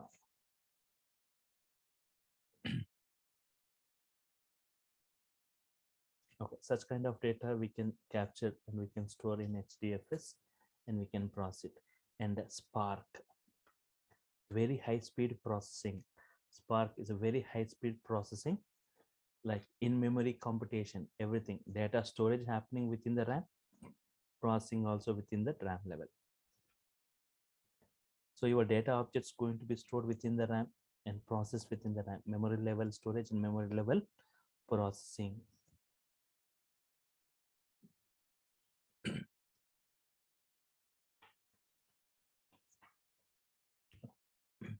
So here in Spark, first I'll be discussing about a language called a Scala language. I'll be discussing Scala language in brief, in depth, right, about the Scala language before I go with Spark and the components like the Spark core programming, where we see the concept of RTDs, Spark data objects like RTDs, Spark SQL, right, Spark SQL. Okay, like the Spark SQL for some kind of query, and like Spark streaming and micro batching, like Spark streaming also we are going to discuss. So and yes, once again, side Sabi, do I need to know Java in order to learn Scala? No, no. Everything I'll be discussing from the scratch, right? Scala, no need of any Java to learn Scala, right? Everything I'll be discussing from brief, right? From the ground level, not a problem. And later I'll be just discussing how to submit our Spark jobs, and how to create the jar file, and how to work using the build tools like Maven build tool, SBT build tool, simple build tool, right? And how to work, how to write with the IDs, like working on this Eclipse ID, IntelliJ ID, right? I'll be showing you how to work on this IDs, right? Eclipse ID, IntelliJ ID, and build tools like SBT build tool, Maven build tool, step by step process. I'll be discussing about those things. And the integration here in Spark SQL, also integration with Hive, integration with MySQL, lot of other integration, Spark and Hive integration, Spark and MySQL. Fine. Fine. So this is what I'm going to cover in brief, in depth about all this, right? So only for Sparks, I'll be taking, only for discussing Spark, right? I'll be taking 50 hours for discussing only Spark. And for all the remaining, I'll be taking 50 hours for Hadoop and Hadoop components, right? Totally 100 hours, right? Takes in brief, in depth, you will be getting the entire knowledge with multiple working examples. Yes, right. This is what the course content, right? You can see Hadoop and Spark, right?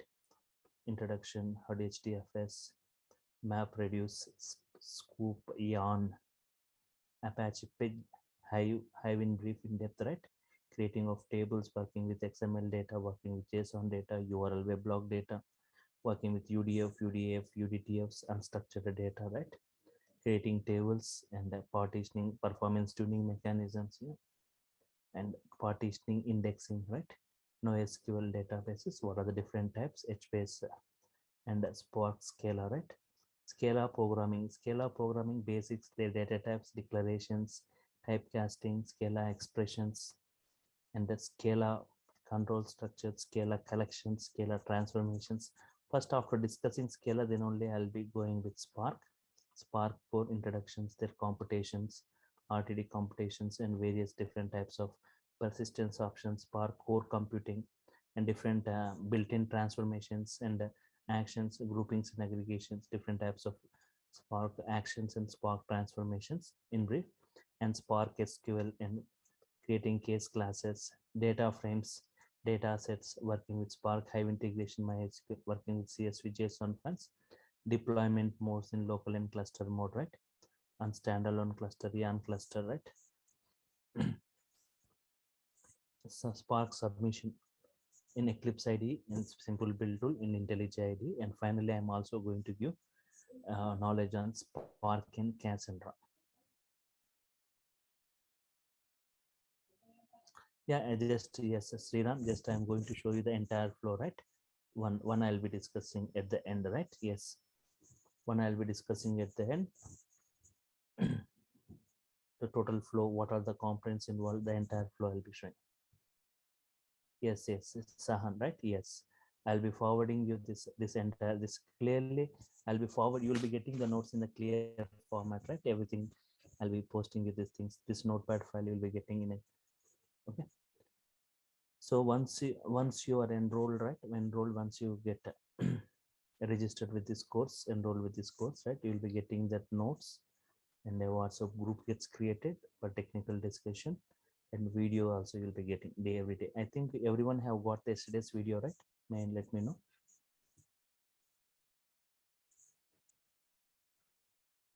Okay, fine. So this is what as part of this course I'm going to discuss in brief, right? Nearly 100 hours we are going to spend. Like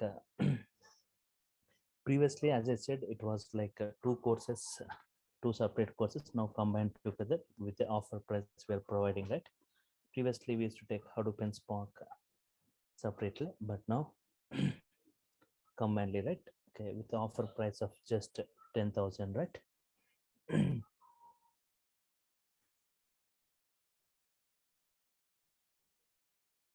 Okay, once again you'll be getting the video, right? Video of yesterday's and today's, right? And just to go through, if you have got any queries you can ask me up, right? So tomorrow also people can attend the session same time with the same link to see more on this, how exactly the data storage and data processing is happening, right?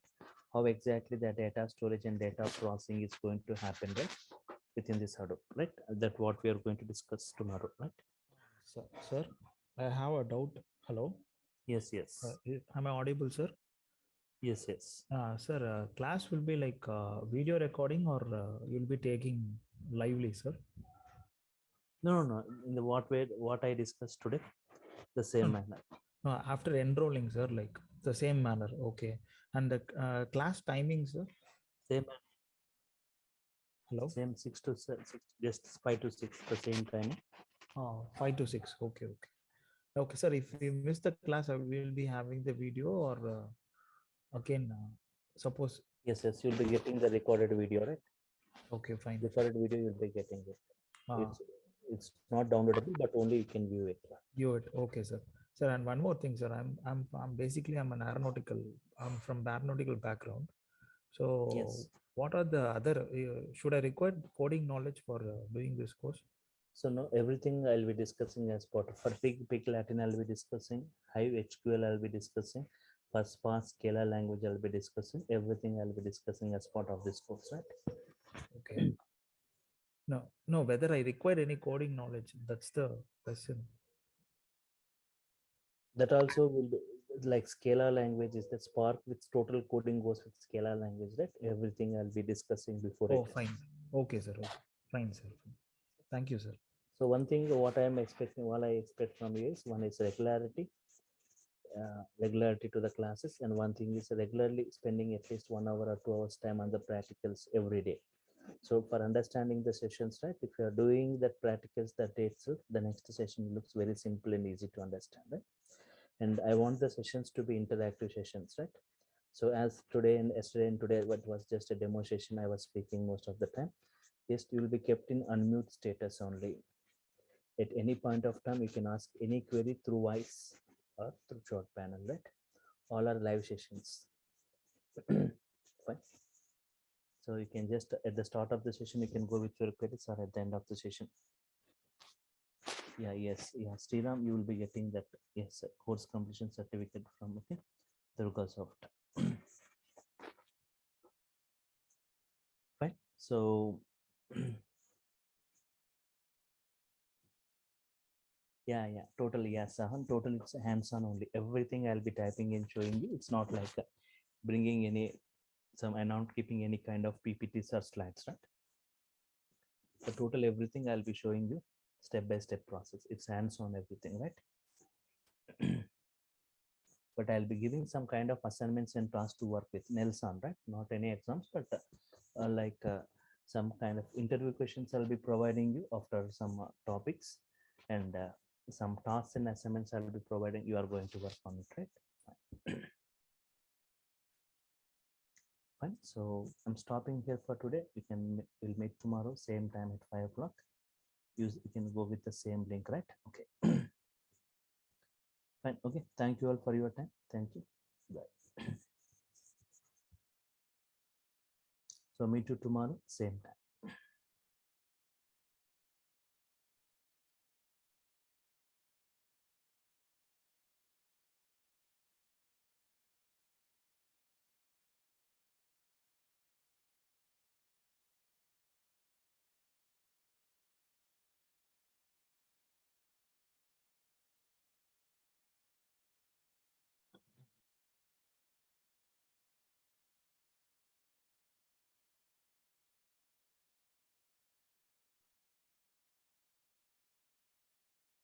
Yeah.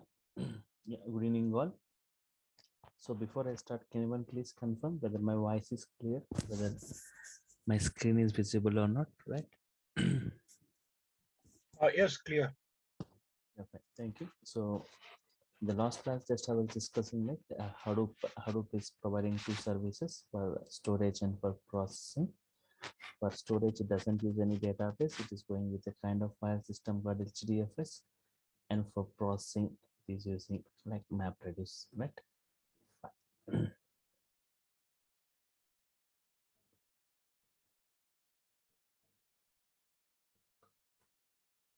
So there are two types of application. Hadoop is meant for batch applications, right? User non-interactive applications where user interference is not required, right? Hadoop cluster group of CPUs or nodes connected in a network. So we got master node and slave nodes. Drawbacks of databases, that what we have seen, right? A limited storage, no parallel processing. If volume increasing, speed decreases. Complexity increases, right? Speed decreases, right? Databases can only handle only structured data, right? Okay. Hadoop advantages. Unlimited data storage, very high speed processing, can handle all varieties of data. Why databases like Oracle can support unlimited storage? Why not the other things, right? Yesterday we have discussed, right? So all the databases and specialized databases, they have got a limit on the number of slaves or nodes, right? So up to this extent, beyond that, they cannot, right? They cannot support data further. So Hadoop is prevent storage point of view and processing point of view also, right? Storage point of view. When Yahoo first time implemented Hadoop, it went with 4,000 slaves. Currently, it's going with 12,000 slaves, right? Facebook, when first time implemented Hadoop, went with 8,000 slaves. Currently, going with 42,000 slaves, right? Yes. Yahoo, when first time implemented, Yahoo, when first time, yeah, so processing point of view, for Yahoo has taken a table of 100 TB consisting of 1024 columns, right? Sorting based on 16 columns. The speed of the various databases, right? Like Oracle has taken 3.5 days, MySQL has taken 6 days, Teradata has taken 4.5 hours, Netija has taken 3 hours, right? And Hadoop has just taken minutes of time, 3.4 or 1. Latest version has taken only 1.2 minutes. That is what the speed of Hadoop, right? Yes. Hadoop ecosystem components, right? Hadoop ecosystem components. HDFS. So Hadoop ecosystem components, right? We have got components for storage and for processing, right? HDFS is meant for storage, MapReduce is for processing, Apache Hive is also a processing. We use like Pig Latin language, and Apache Hive, it is also meant for processing. Here we use HQL, which is similar to SQL. We use like Scoop for import or export operation, data ingestion tool, right? NoSQL, NoSQL, right? For schemaless behavior, random access, right? HBase, right? Is one of the NoSQL. Yarn, yet another resource negotiator, right? Zookeeper controls and coordinates all the Hadoop components. Flume Kafka for advanced streaming and messaging, and also like Spark very high speed processing, where we are going to discuss in brief on Spark. Like before going with Spark, like discussing in brief discussion on Scala, Spark core programming, Spark SQL, and Spark streaming, right? Okay, that's what we are going to discuss as part of this course. And today, just I'm going to discuss how exactly data storage and data processing is happening within the Hadoop, right?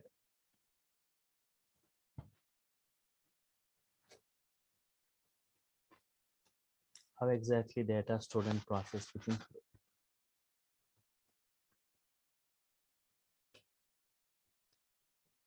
How exactly data stored and processed.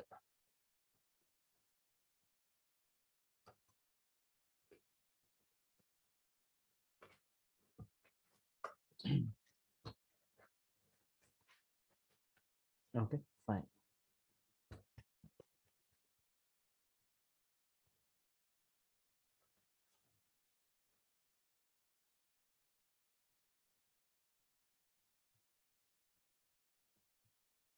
In Hadoop, data is stored within the file set. Data is stored within the files.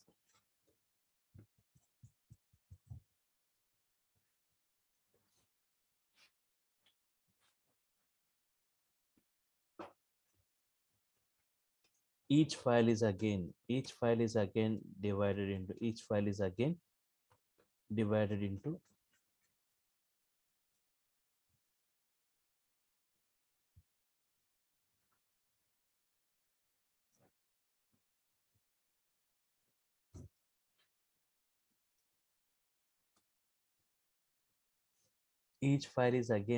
into fixed size blocks. Default block size in Hadoop. What is that? Each file is again subdivided into blocks, fixed size blocks. Default block size is 64 MB, right?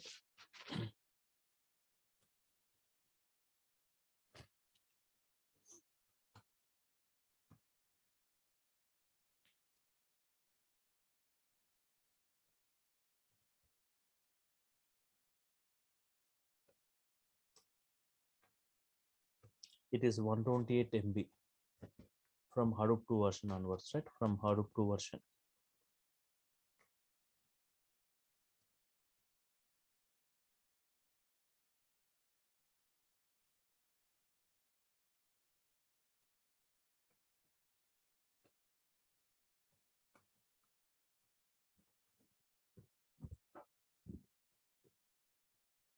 So in Hadoop, data is stored within the files. Each file is again divided into fixed size blocks and distributed across the slaves.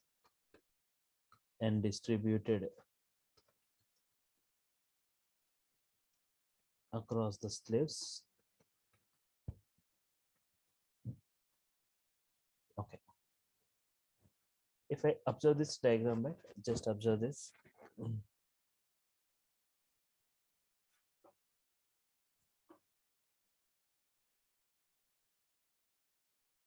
F1.txt. Assume the size is like 200 MB. The size is like 200 MB. Assume the size of that file is 200 MB. Into number of blocks, into how many blocks it is divided, number of blocks. File size by default block size. Default block size, right?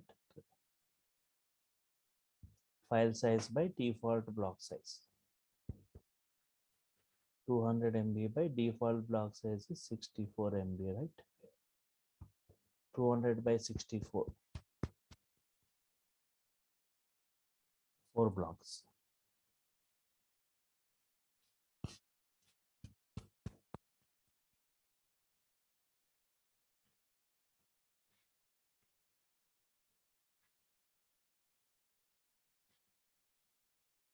B1 64 MB, B2 block, B3 block, and B4 block.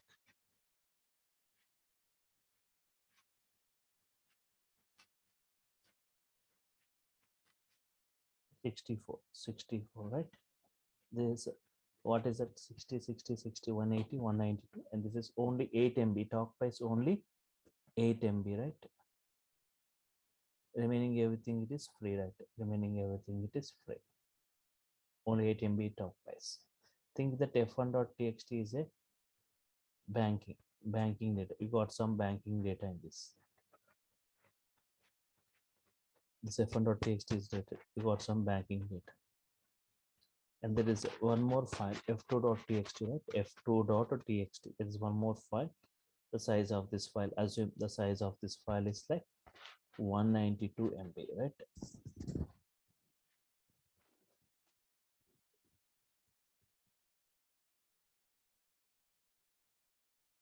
Number of blocks equal to like file size by default block size.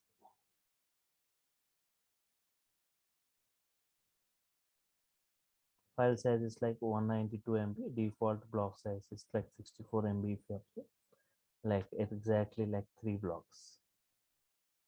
Exactly like 3 blocks means like B5, B6 and B7.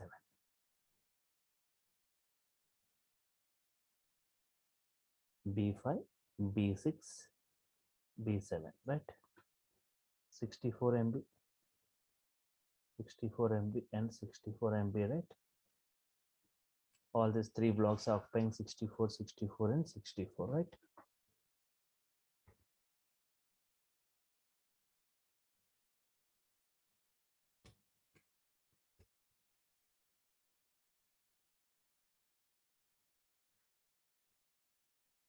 See, I said in Hadoop, data is stored in the form of files.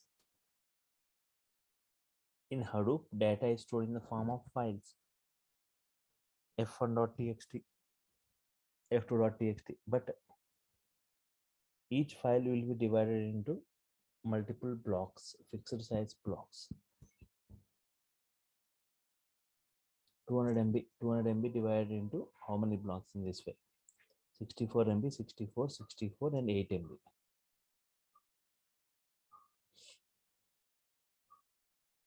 This B1 stored in slave 1, B2 stored in slave 2, B3 stored in slave 3, B4 stored in slave 4. It is stored in slave 5, stored in slave 6, stored in slave 7 and processed parallelly. So this data is going to get distributed across multiple slaves and are processed parallelly. The entire, this is f1.txt, this entire file is not going to get stored in a single slave. If Hadoop data is stored in a single slave, then multiprocessing won't happen. If you got GBs of file, right? The GBs of file, if it's stored in a single slave, then no parallel processing going to happen. So what happens? The file, GBs of file or TBs of file, whatever it is divided into multiple blocks